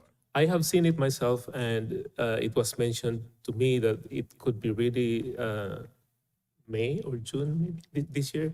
So it's almost ready. So. Good morning, I'm Dustin Bogue with Third Millennium, owners San Juan Oaks. Mr. Chairman, members of the commission, just directly, we'll be done next month with the county parks, and percentage-wise, they're about 85% complete right now.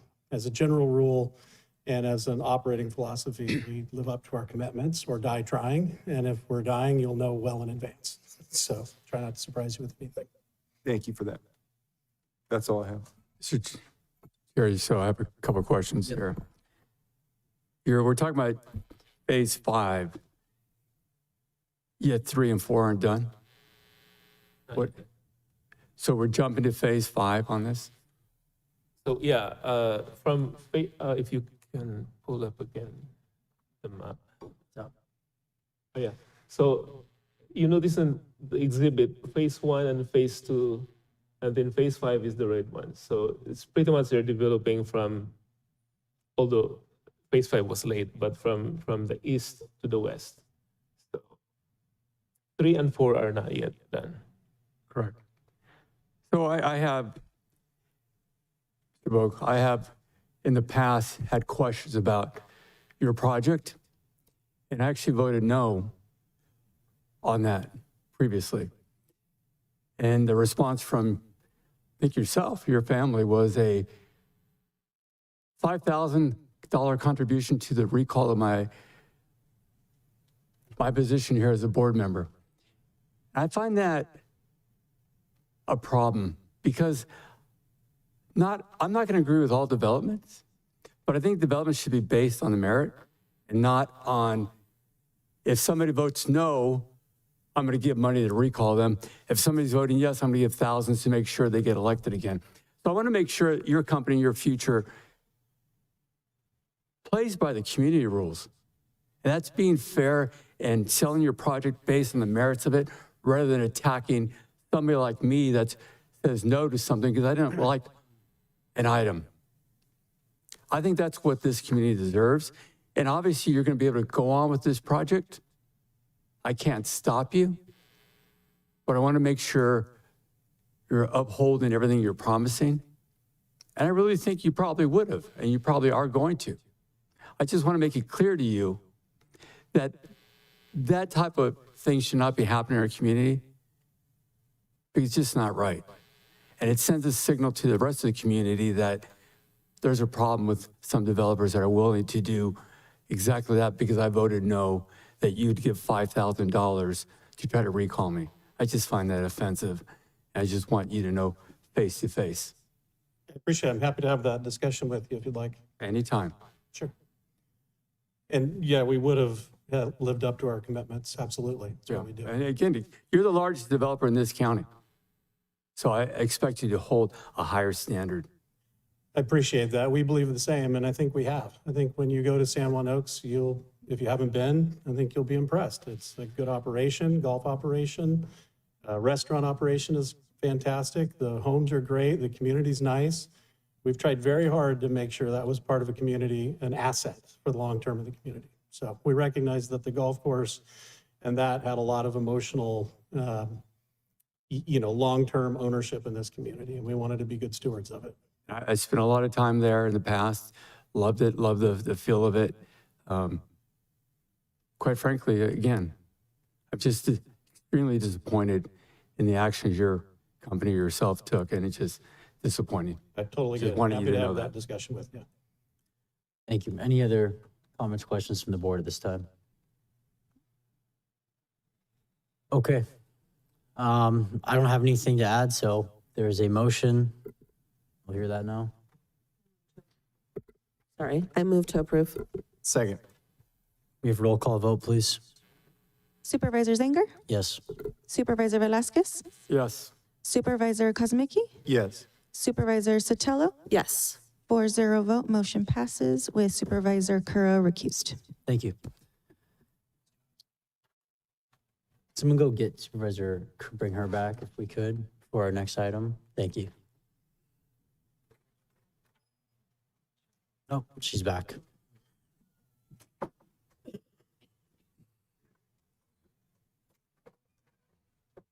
Great. We're gonna keep moving forward. Item 3.3, updates from the Board of Supervisors on committees and ad hocs.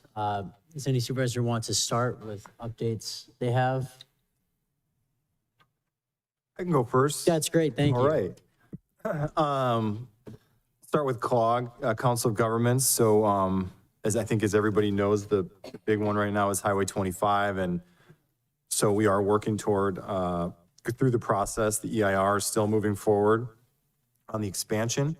And once again, we have opened up the alternatives to providing 2 additional options that would encompass essentially an actual expansion of the highway, which in the past it really wasn't. We were going with the even a more drastic version of the Highway 156 model, which was to basically just build a new highway. But I think with the help of the current COG board that advocated very aggressively with Caltrans, which previously was not very open to the idea of an actual expansion and using the 2 existing lanes and building 2 additional lanes with the 2 existing lanes. It's just been a very, positive process working with Caltrans, and I'm very hopeful that we can continue to move forward with all the options on the table and give very serious consideration to what I've been advocating for, which would be a much more cost-effective approach, and hopefully an approach that lowers the amount of time involved with the expansion, which is to build 2 new lanes on top of the existing lanes. And we are also additionally going forward with the, as I mentioned earlier, the traffic impact fee study. We're pushing the gas pedal on that as much as we can to get that done. So look out for more on that.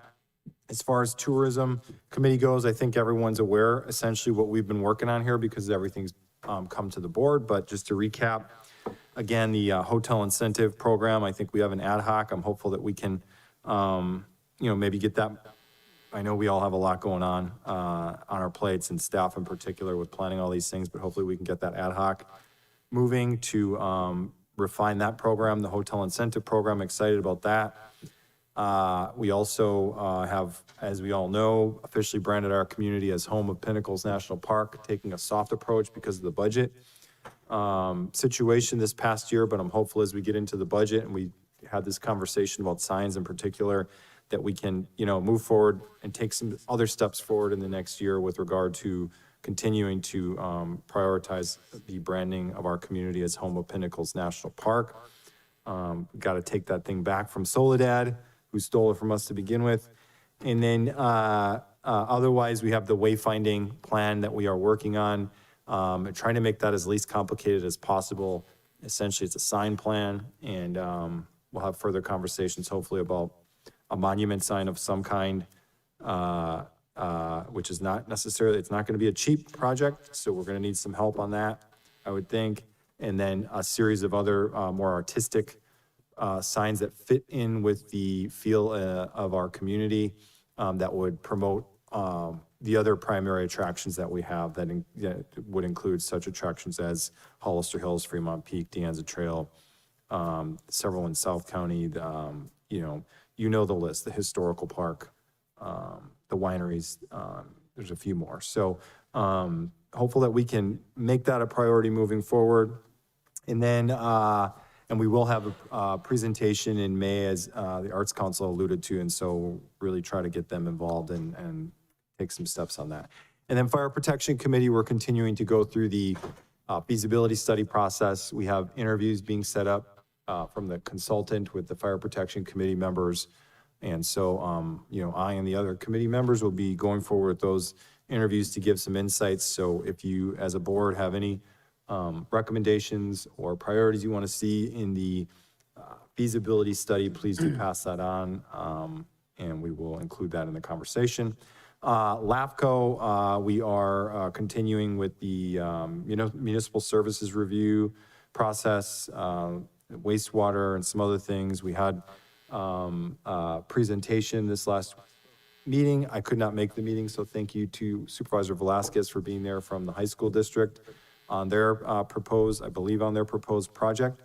And we also just recently filled the public member alternate position as well. So thank you to Barry Katz for stepping forward and doing that. And then lastly, the Monterey Bay Area Resources District, I'll be having a meeting in Monterey tomorrow. And just want to, again, continue to emphasize for our community, whether it's the county government, cities, other jurisdictions, to keep a lookout, to constantly be looking at the Monterey Area Resources website and stay in contact with myself as the representative, because there are a lot of grant opportunities for vehicles and different types of things. So thank you very much. Thank you, Treasurer Stella. Thank you. So let's see, what am I going to start with? How about we start with Public Defender Oversight Committee? We had a meeting yesterday, and we had a retreat a couple weeks ago, and I'm happy to report that the wheels are really moving forward with that committee. We're really starting to kind of make a lot of way. I think everybody on the committee we're kind of on the same page. And so we will be having a few things coming to this board to solidify things like a complaint form, a survey questionnaire. We're working currently right now on our mission statement. So there are some things that we'll be bringing brought forward over the next few months. There's a lot of discussion, and so things are not quite ready to come here, but we are making a positive impact in that area. The Vets Park Commission, unfortunately, we have not been able to meet. Our last meeting, I think, was last week, and it was canceled. I think that's due to not having enough staffing right now, but I know that several of the members did reach out to me from that committee. I am not the chair, I'm just a member on the committee, but there is a desire. They would like some updates of what's going on. I know we did send letters of support from the community regarding Vets Park, some of the projects that we'd like to do out there, repaving, lighting, a second entrance exit, and we've sent letters of support to Congresswoman Lofgren, and so hopeful that maybe we can get some funding there. The Area Agency on Aging, lots going on with just trying to, so many changes with everything with funding coming from the federal government and state government. There's a lot of changes there. And there is conversation around the ADRC, so Aging Disability Resource Center, and we have one here locally, but there are some that, due to different reasons, they are closing their AAA, or they no longer want to do it. Maybe now the county wants to take over, whatever the reasoning is, but there's some legislation that's being put forward by Senator Laird regarding currently, if you have a AAA, you cannot have an ADRC that is independent of that. And so there's some legislation right now that would make it so that you, even if, let's say, the AAA went away, that the ADRC wouldn't go away immediately. I think it has like a year or something to continue, and that's really important, so that as some of these AAAs figure out kind of what the next steps are, we don't leave our vulnerable population of aging adults and people with disabilities without a resource center and places to go to get the information. In First Five, we have been working on our bylaws. We have done a ton of outreach and different programs. We have a new executive director. She's been there about a year now, but she's still kind of new, and she's just absolutely amazing and doing a ton of work. One of the projects that they have going on right now is Vision Task Force, and they are doing some vision screening and vision testing for children. The focus was going to be on TK and Kinder with the Hollister School District to kind of get a sample size. The goal is ultimately that all of our children start school with, if there are any vision problems, those are identified prior to them starting school, and really giving kids a really good kind of head start that give them a solid foundation. Unfortunately, we were not able to do it at the Hollister School District. Thank you to Aromas San Juan School District. They were agreeable to take this on. Because of the size of the school district, we had to change it from TK Kinder to, we are doing TK through, I believe it's 5th grade. And so that is happening. Thank you so much to Dr. Redman, a local optometrist here, and Dr. Thieker, who as well is a local optometrist. And this is really cool to see this effort happening.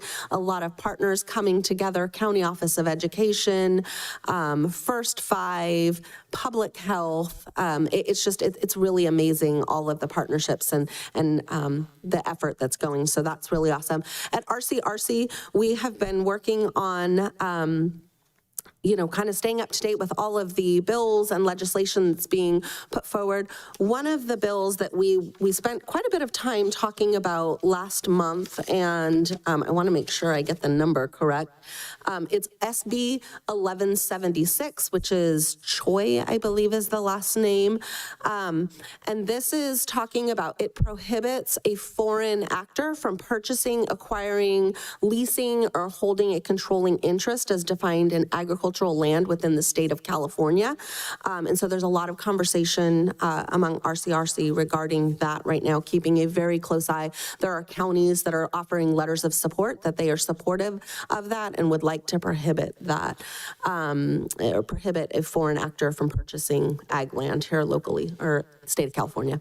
The other thing that we spent some time on and that RCRC is starting to work on is with the state of California, with all of the mandates that we have, kind of come down to local government, kind of the pushback a little bit on that. And so they're working with a group that is doing, I don't know the official name. Greg, do you know what is the official name when you fight back the state of California on a mandate?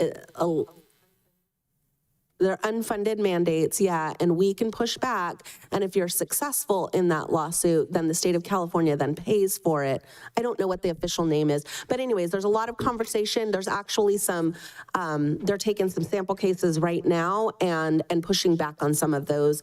And so to be, the unfunded mandates are just a real challenge to us rural counties. And so I will bring back any information, and if there's ever an opportunity for us to potentially benefit from something like that and join in. Are you looking for SB 90 claims? Is that what you're thinking That's, I think, what it might be. Yeah. Okay, AMBAG, unfortunately, our last meeting, I drove all the way to Monterey and it was canceled. So AMBAG was canceled last month, but again, we're working on the Metropolitan Transportation Plan. Pajaro River Watershed Flood Prevention Authority, we had a meeting last week. They are starting to work in the Watsonville area on the Pajaro River in Reach 6. And so there is starting to be some work on that. And I think that's pretty much, those are my committees. So thank you very much. Thank you. Supervisor Velasquez, any updates? No, I have nothing. Supervisor Curro? Okay, so when it comes to ad hocs, I know that we're trying to schedule a meeting for, am I on the right one? The affordable housing ad hoc. I don't believe we've actually gotten that scheduled yet. So if we could just make sure that that's one that's dealing with affordable housing. The Ag Element is a stakeholder group. It is a public meeting. It's not really an ad hoc. It is a public meeting. The public can attend. We have, with the staff, had what we were told from the consultants was our last meeting, but there was no vote taken by the stakeholder group. And so I've met with the CEO and discussed and asked staff what the next steps are on the Ag Element stakeholder group. We had the most engaged meeting we have had yet in this last meeting that was just a few weeks ago. But what came out of it was a bunch of feedback on the draft Ag Element, and we haven't seen that final draft. And we would like, even if the consultants are no longer funded, we would like, as an Ag stakeholder group, to have that brought back to the stakeholder group, and individuals would like to either say they are supportive or they're not supportive of, because there's so much controversy around the Ag Element. The other thing is that part of the Ag Element had the discussion about acreage and it being a 5-acre or a 40-acre. That was moved aside from the Ag Element and a separate committee was created. I don't see that on the committee list. This was a committee to discuss either 5 acres or 40 acres as the minimum size. And then in South County, I think it goes from 60 to 120 acres as minimum size. But this group, a lot of them want to attend that, and I didn't have an update for them. So I said that that would be happening post the Ag Element. So staff knows that we're trying to get one more Ag Element meeting to see that final draft and actually have a vote of the members so that I can bring that back and have it presented to the board for consideration. I don't really have anything on any of the other ad hocs that are to update. On 3CE, there's a program in 3CE, just so everybody remembers, this is where your power is coming from, unless you opt out of 3CE and go to PG&E. PG&E does the distribution equipment, and we actually are the power suppliers, and this is a multi-county organization. They had a program that they budgeted $1.5 million for battery storage for solar on small residents and small businesses, and it took off. They had so many applications, they exceeded the 1.5 in their projections. It went to 3.5 million, and now in the pipeline, they have 3.7 million. So it's a major topic that's being discussed at 3CE is how are we gonna pull back? Because this was a pilot program, and we've exceeded, so we don't want to subsidize and have it hurt ratepayers. So that is a major topic that's coming back. We're actually going to have a special board meeting on that to discuss what the proposed pullback is. And as that moves forward, there's a new program that will be coming out at the beginning of next year. And so we're trying to sandwich those two programs together. And as information becomes available, I'll be sharing it with all of the board members, either through the clerk of the board or through handouts that come from them. Behavioral health, I'm going to kind of lump behavioral health in with CSAC and NACO, and it's all HR1. I mean, we had a board retreat last week for CSAC, and the major topic was about HR1. Counties have listed all of their potential funding streams that are going to be pulled back. I don't know if we actually have all of our numbers for HR1 for all the programs that are not being funded from HR1. This includes HHSA, behavioral health, but the problem is CSAC is completely united with all of the other organizations to be able to say this is a state problem. This is not a county problem. HR1 is not being funded for these services, and we have made it perfectly clear the state has to resolve this situation. It cannot push. What we discussed at the retreat was that we, as rural counties and all counties, have slowly been pushed state responsibilities and programs, and they are constantly starting to fund them, and then they end the funding, and then we have unfunded mandates, but we're taking on those programs. And it has been years and years of this push down that if we don't actually start to draw a line in the sand, which is kind of where CSAC is right now. They're drawing a line in the sand, and especially the rural counties and the rural caucus have said, we have to stop, but we need to have stories about what does that mean for impacts for our residents. The NACO executive director came and spoke at our board retreat, and it's all about the individual storytelling. They don't necessarily want just the numbers. They want actual impacts of individuals that were being benefited from the programs. And that would include how many people are being removed from those funding sources. What is the county able to do? Anything. I just so you guys know, I pushed back and said we have no funding in general fund to fund any or subsidize any HR1 programs. I mean, I made it perfectly clear. There's no wiggle room in our budget to be able to fund HR1 from our county. So it is going to be cut services, and we don't know exactly what that looks like yet. And I know that the CEO is working on that with staff. Let's go on. So the CAB board, I did not see that I still had a vacancy any longer in District 4. Is there still a District 4 vacancy? I didn't see it on the website, but I thought I saw it on the CAB website. If you could clarify, because that position does not have to be a low-income resident. I have a low-income current member that will take that position and qualifies for it. So it's just a District 4 appointee, if you could clarify that for me. When it comes to, I have no update on the Emergency Medical Care Committee. We actually, the last meeting I believe was canceled.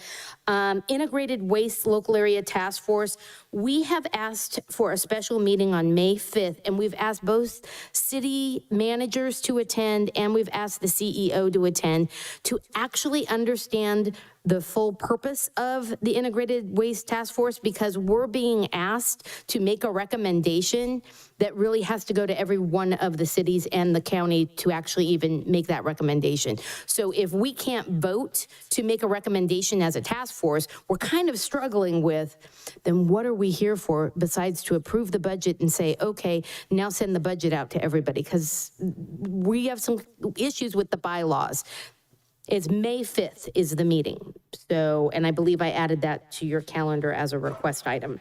Mobility Partnership, Valley Transportation Agency, VTA in Santa Clara County. Highway 101 and 25 is going to have a closure tonight from 8 p.m. to 6 a.m. I have tried to send that out on social media.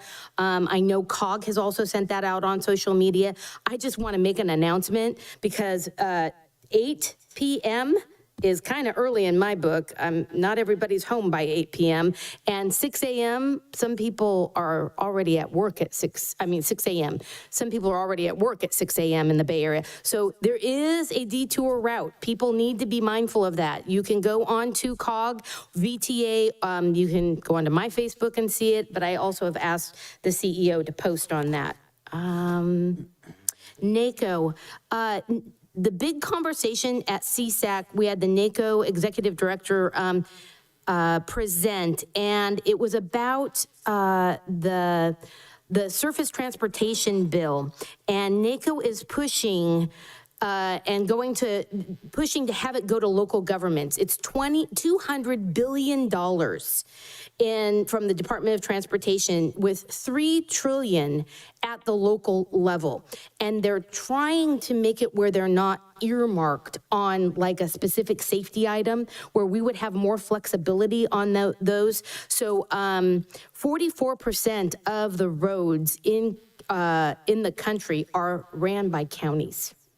And the DOT is not funding us enough. So we're really, really pushing for transportation funding to be able to maintain our rural roads. There was a great presentation about the Green Light initiative. I'm not going to go into it. I'll share it with Supervisor Sotelo, but it was really nice to hear the history of how the Green Light program actually started for our veterans. It was a green light hanging in a barn. And someone went to go see the constituent, and he goes, why do you have that green light? And he goes, because I honor the military and veterans by having this in my barn. And from there, it turned into a nationwide program. So what it brought it down to for me and lots of the attendees is, it doesn't matter how small the initiative is. Anything that we want to try and do, we just need to get the story behind it and help advocate for it. Supervisor Sotelo did the public defenders. I just want to thank council and staff for all their work on the public defenders oversight. It has been a big lift, and we know it's an added workload for them. And with that, the only other major topic is about public information officers at CSAC. They are working collaboratively with each of the counties. There are a handful of the rural counties that do not have public information officers. So I have connected the CEO with the CSAC. They will be having meetings about HR 1 and how they're pushing out the talking points to each county. So I would just like some authority maybe in the future for the CEO to be able to push out information as it becomes available from CSAC. So maybe that could be a future agenda item. And with that, I will end. Thank you so much, Mr. Chair. Thank you. Most everything's been covered by other board members, but a couple things. The housing policy reform ad hoc, we're working on setting up a meeting time to continue the work that we're doing. We have a couple more things we want to finish up in that ad hoc. Same with the setting up a meeting for the hotel incentive program to finish refining it. Me and Supervisor Kuro working on that. Tourism, I know Supervisor Kosmicki spoke on it. Just want to reiterate with the wayfinding, we are going to be seeking, going to be meeting with community input. So if there's anyone that's, reach out to me if you think you're relevant as far as the wayfinding, you can have an input on that. So we just want to have basically a stakeholder community meeting where we can get input from different sectors of the community. LAFCO, yes, we had the presentation from the high school district on their proposal for the a second high school. It is the proposal that we've heard for a while now in the same location over there. That's what they are suggesting off Buena Vista.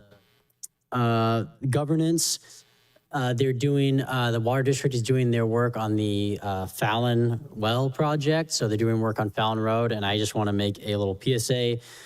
I would appreciate if people would stop speeding by when they're working. I heard a lot of complaints that people are driving very fast on Fallon Road as they're trying to do the work out there. So please be cognizant of that. We don't want any issues or accidents out there. And I believe everything else was covered. So that's it. I know we do need to go to, Supervisor Sotelo, yes. Sorry, I forgot Animal Control Services, and I do think that there'll be some things coming to us in the near future. And so I want to make sure that I try to report out that we have had some meetings. We continue to look at the data. We have toured the Santa Clara County Animal Control Shelter to see how they operate theirs, what that looks like. We're exploring and looking at all options for how do we provide the best services in the unincorporated area for animal control services. My next meeting is I'm setting up a meeting with the chief of police to discuss animal control services with them and some of the data.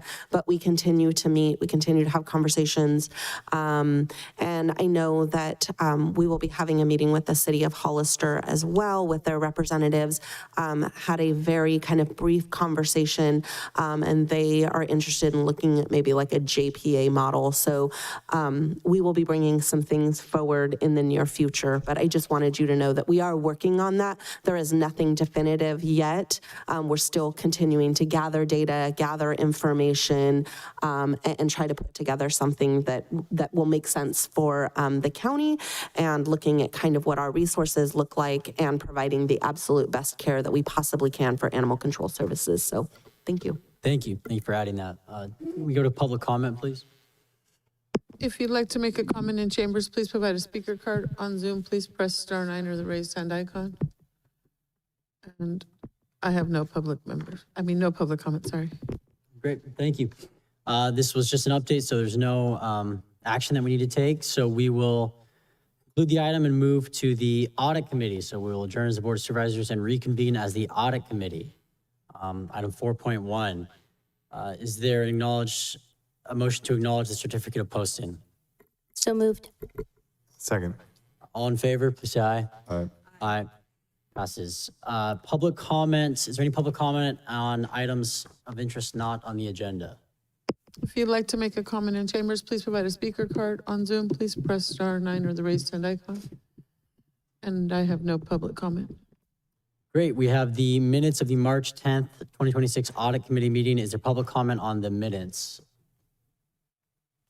If you'd like to make a comment in chambers, please provide a speaker card. On Zoom, press *9 or the raised hand icon. And I have no public comment. Great. Is there a motion to approve the minutes from the March 10th meeting? Move to approve. Second? Second. Great. Please say aye. All in favor? Aye.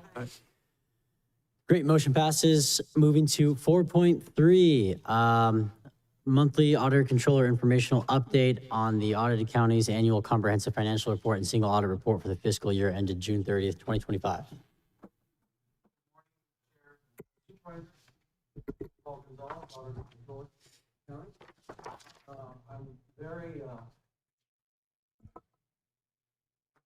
Is the mic on?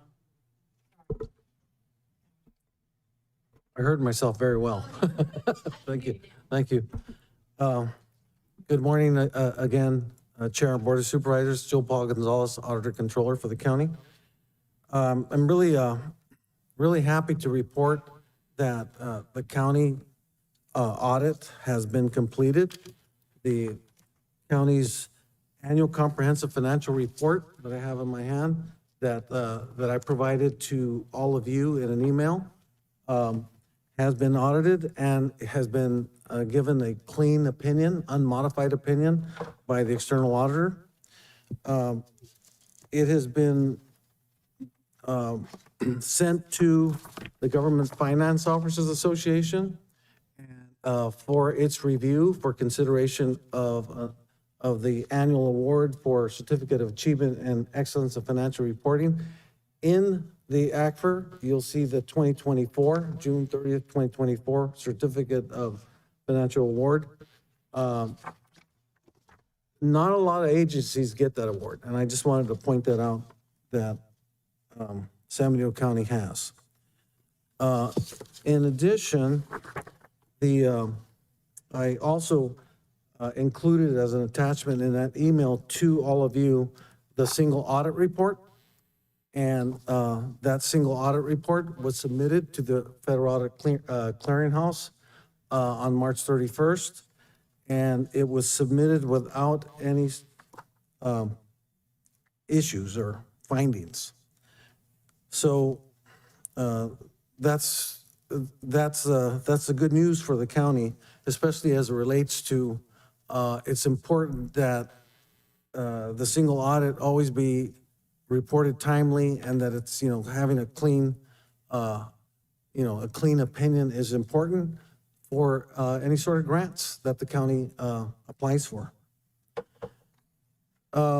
Today, you will be hearing from our external auditor, Lindsay Zimmerman from Brown and Armstrong. She's going to be providing you a small short presentation, and followed by Assistant Auditor Controller Leanne Godinez will be drilling down on the ACFR to providing some of the highlights of the ACFR. So at this point, if we can have Lindsay present.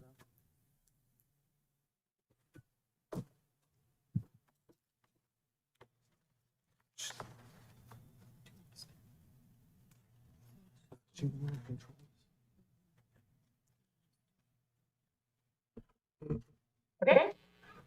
Thank you so much, Joe Paul, for that introduction. I just want to start by saying thank you so much, Board of Supervisors and Chair, for allowing me to present the audit results. Joe Paul already gave a great presentation, so I will get right to the point. We have, for the scope of the audit, we are to perform the audit in accordance with GAAP, or generally accepted accounting principles, and also with government auditing standards, or GAS, as issued by the Comptroller General of the U.S. We're also required to communicate at the conclusion of the audit in accordance with professional standards, report on any internal control deficiencies, if any, and then also report on that federal compliance for federal funding for the single audits. And then to break out the differences between our responsibility and management's, we are to form and express opinion on the financials as a whole, develop our opinions based on our audit findings of the financials and on compliance, strategically plan and execute the audit process, and then also evaluate internal controls over financial reporting. Management's responsibilities are to prepare the financial statements in a complete and accurate way, to upkeep the internal controls over financial reporting and adhere to laws and regulations. Management is also tasked with preparing the financials, designing and implementing internal controls, and ensuring compliance, and then also adopting and executing new accounting pronouncements each year for GAAP and GAS. For timing, we performed our audit planning and assessment in March and through May at our office. We came out in May and performed our internal control testing, where we performed walkthroughs of all major processes, detailed test of controls over all major processes as well, and then formulated our plan for the final field work while the county was closing their books and making final preparations. We performed our field work in November all the way through the March timeframe of just this last month, and we were able to report and complete our final reports by the 3/31 deadline. And this was the certificate. Just wanted to note that we were able to, or the county was able, management was able to also submit for certification of excellence for this year as well. So just a couple extensions, and we're able to present that. So should get it. And then reporting as a whole, the financial statements are presented fairly in all material respects. We did not note any internal controls over financial reporting.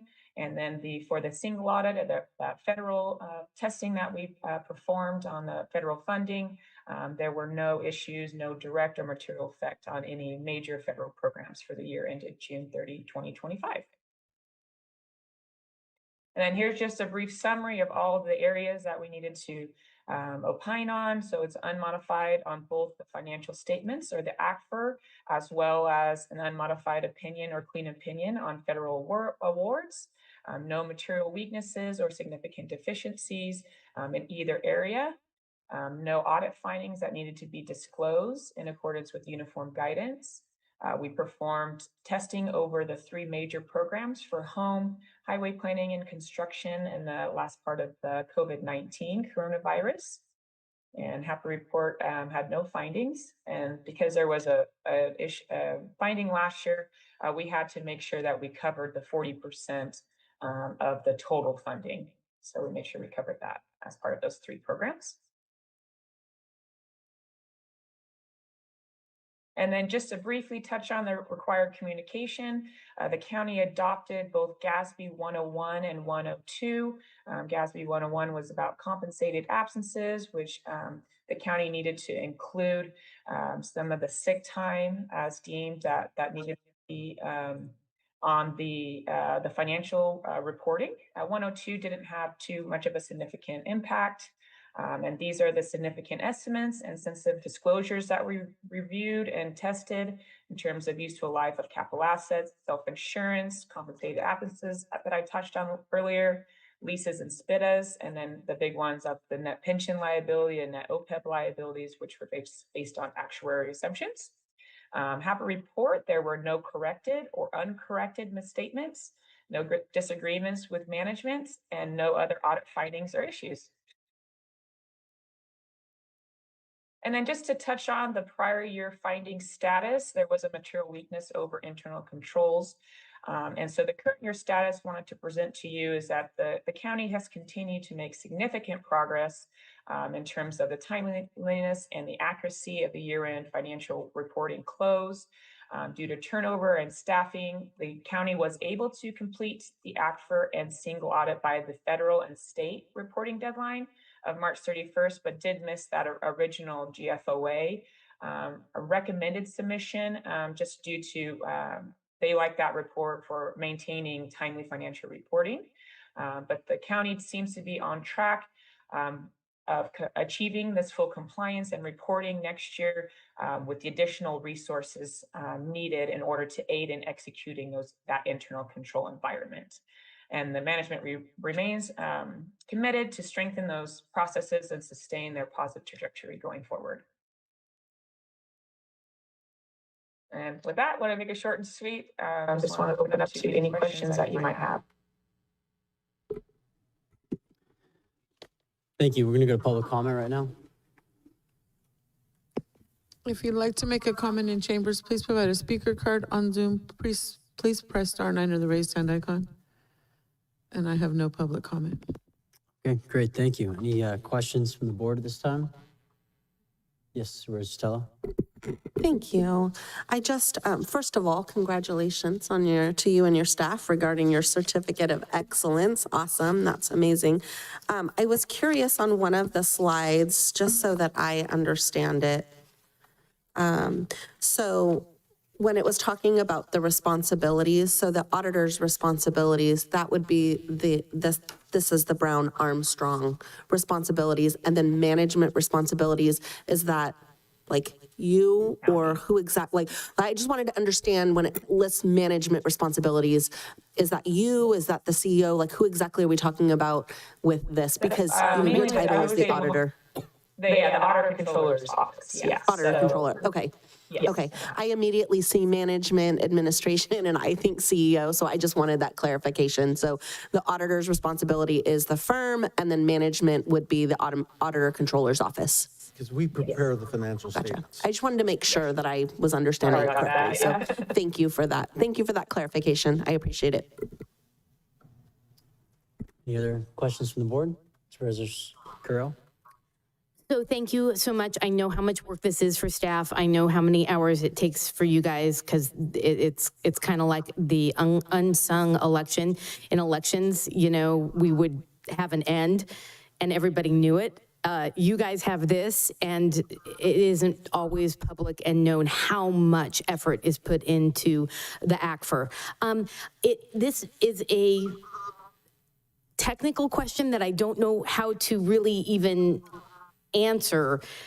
If I go to the fund balances and there is a committed row in the general fund and all other governmental funds, there's no committed cost since 2020.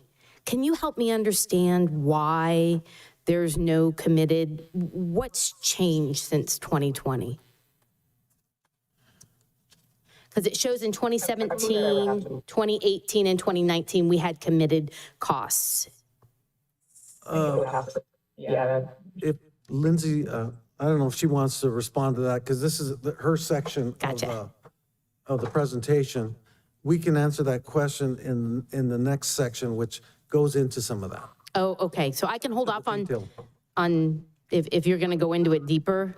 I thought that was the end of the presentation. Yeah, if you can hold off on that question so that we can answer that question. No problem. No problem. I'll hold off on that question. I'm just trying to understand, you know where I'm going to go with committed and what does committed mean in this report versus what does committed mean maybe in the budget, which could be a different terminology. I just want to make sure that I'm understanding it correctly. Thank you. Okay. CEO, you had something to add? Yes, I just want clarification. This is the single audit, right? And so, is this the single audit? Or is this report related only to federal funded projects? This is for both. This is for the annual comprehensive financial report for the county as a whole and also for the Yes, and I just want to clarify because I was put on an email that Joe Paul sent to the staff. This is not a full audit. I just want to make sure that we all understand that. This is a random audit for specific projects you sent an email asking for that specific, the 3 projects were selected to be audited. And so that was part of this report. And so it's my understanding that you were targeting only federal projects funded. Is that correct? I'm just curious. I just want a clarification on that. Thank you. So there's, we're talking about 2 different documents, right? The ACFR, the Annual Comprehensive Financial Report, and the single audit. The single audit relates totally to federal programs. Yes. And that's what I sent on March 31st. I sent the entire board and to yourself a copy of those 2 audited reports, financial reports.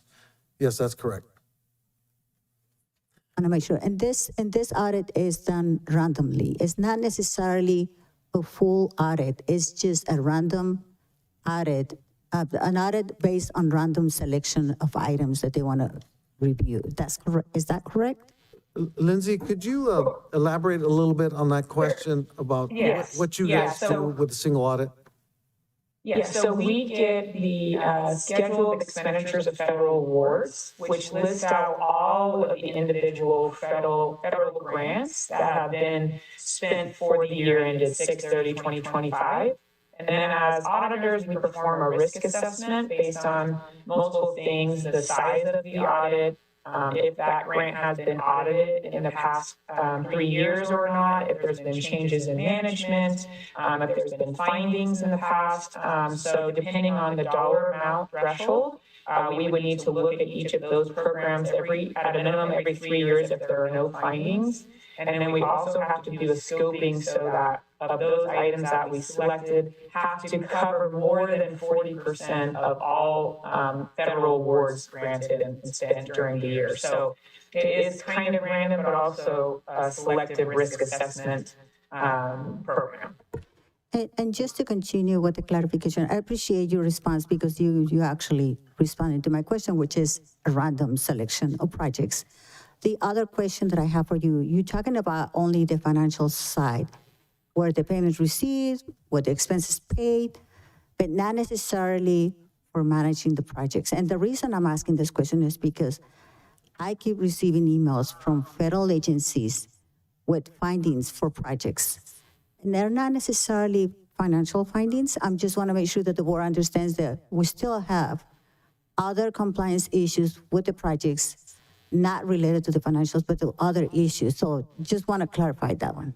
Thank you. Thank you. So, Joe Paul, so there's more to the presentation, the other Yeah, so we aspects have we're another speaking on. slideshow. Great, let's go through that. Okay.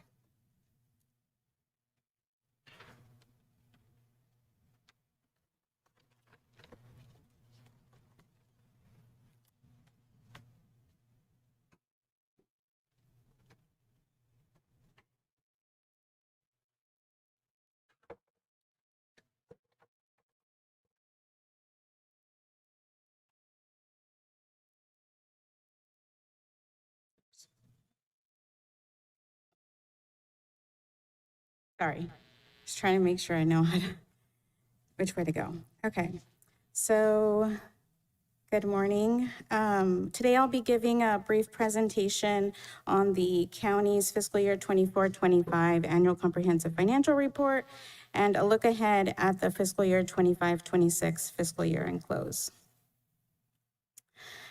So kind of to reiterate what was already mentioned, so the ACFR was finalized on March 31st, 2026, and the independent audit firm Brown Armstrong Accountancy issued their report with an unmodified opinion of the county's ACFR.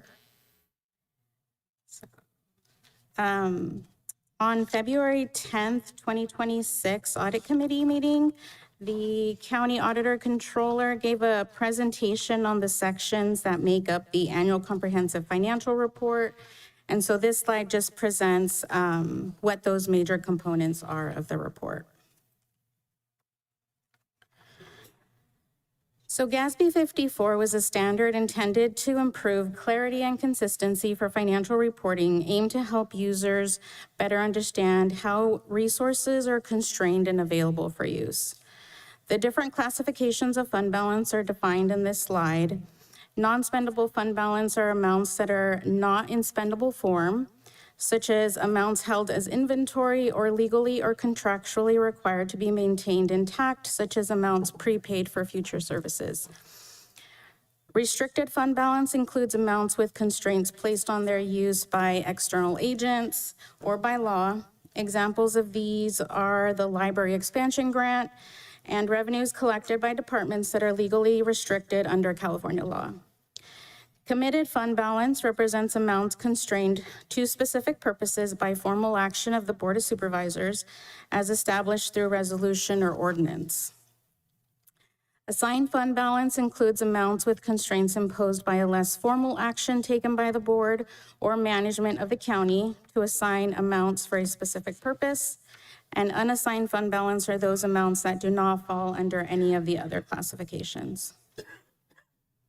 So this slide presents a 5-year history of all governmental fund balances. So this includes our general fund, road fund, HSA fund, behavioral health, and all of our non-major special revenue funds. This slide presents fund balance for over the past 5 years, specifically for the general fund. Some things I just wanted to mention is for fiscal year 24-25 actuals, our revenues totaled $72.8 million. Total expenditures for the general fund totaled $73.9 million. And other financing sources and uses, which includes transfers into the general fund and transfers out from the general fund, was a net negative $5.9 million.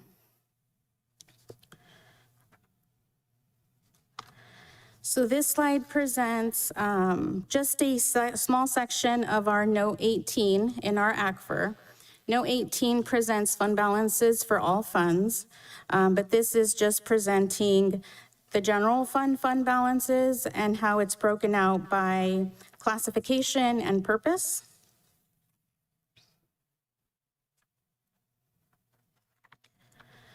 So looking ahead to fiscal year 25-26 close, the auditor's office has a fiscal resources SharePoint that is available to county staff where they can access policies and procedures as well as training material for various fiscal processes.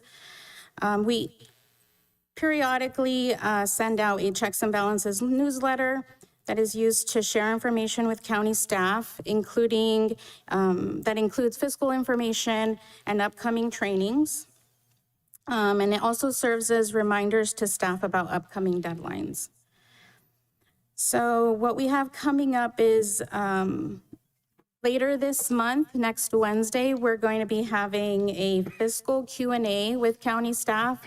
This is the first time we've held anything like this, but hopefully it's an opportunity for departments to come with questions.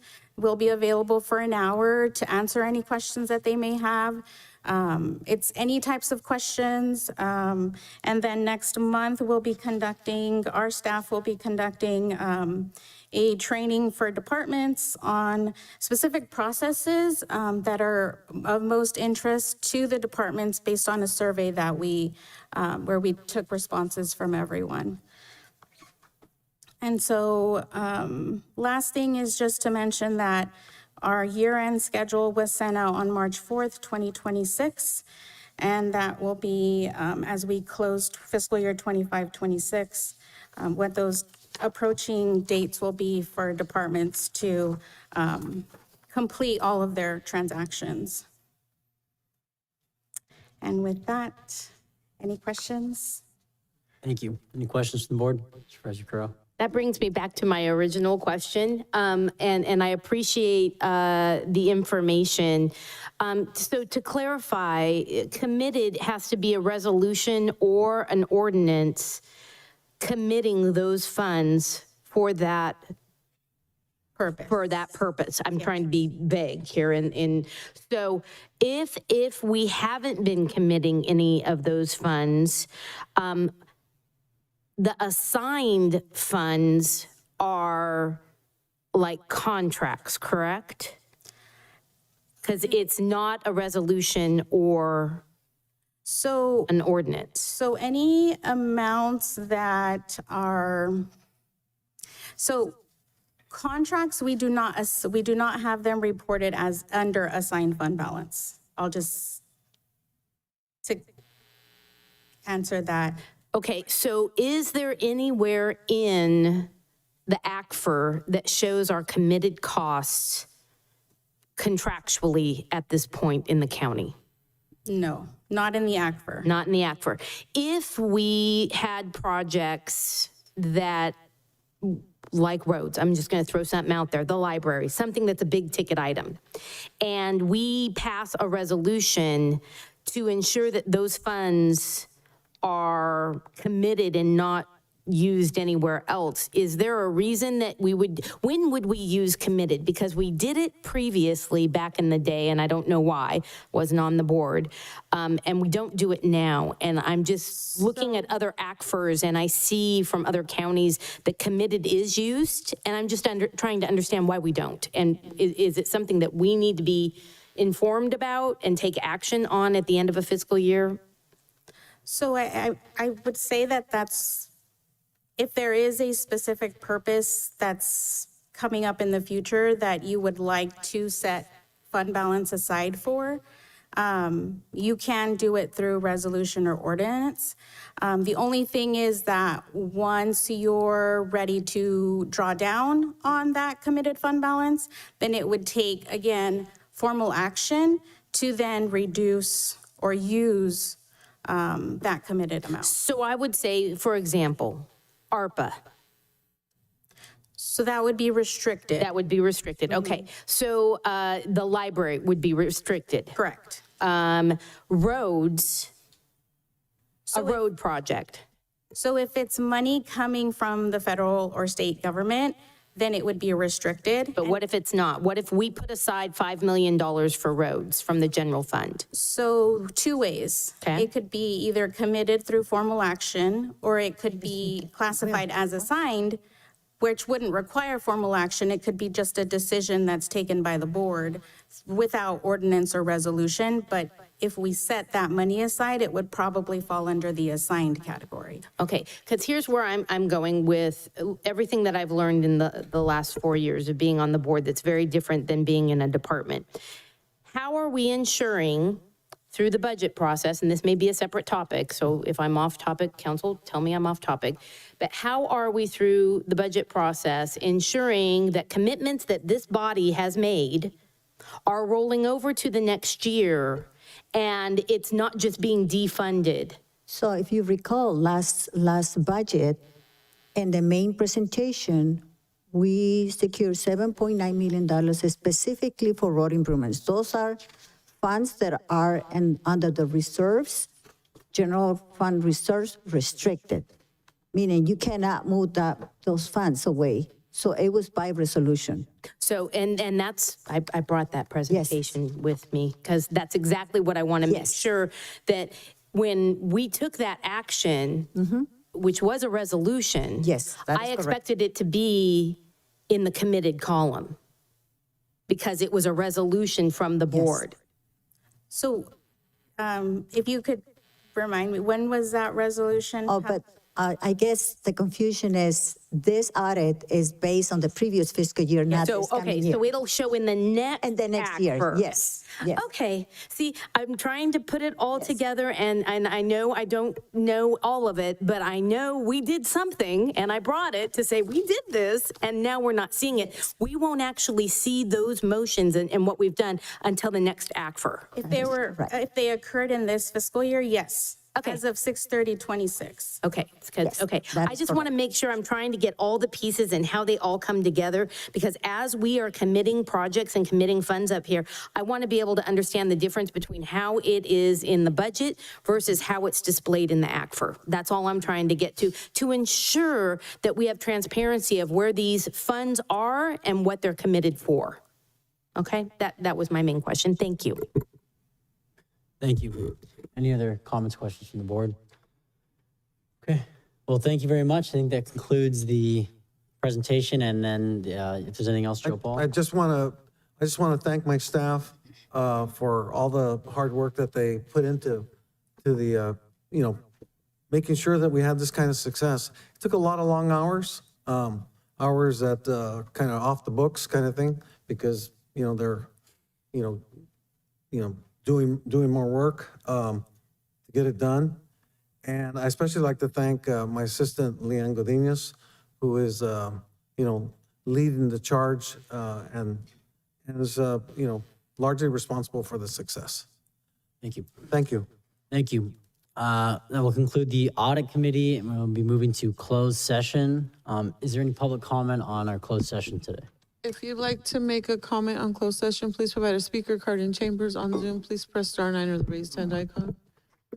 And I have no public comment. Great, thank you. Is the board good to go straight in closed session at this point? Everyone? Yes. Great, let's go to closed session. We will adjourn for closed session. Thank you. Recording stopped.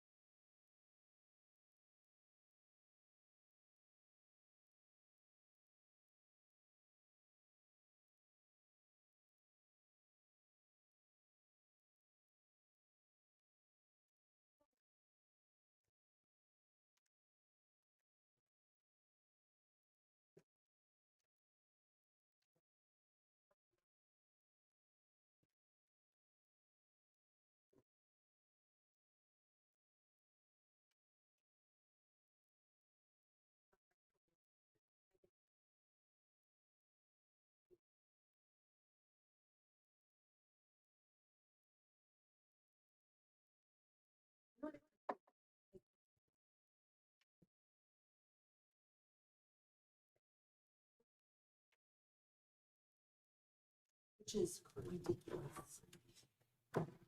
Sorry, that was me. It's my bad. My bad.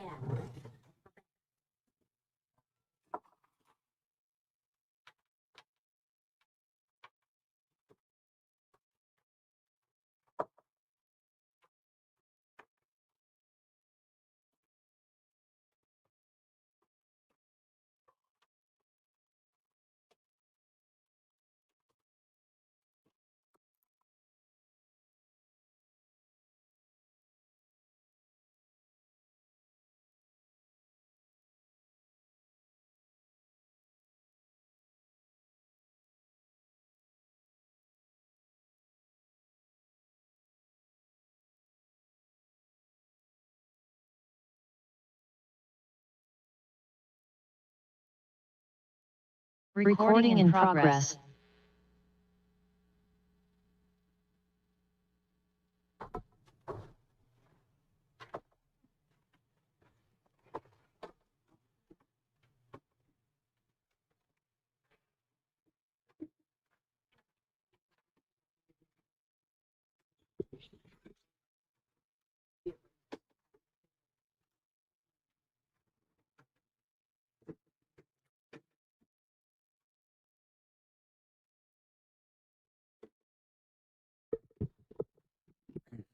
Okay, we are back from closed session. County Council, is there any reportable action? Thank you, Mr. Chair, members of the Board of Supervisors. The Board of Supervisors, having met this afternoon in closed session as to items 5.1 through 5.6, there is no reportable action. Thank you.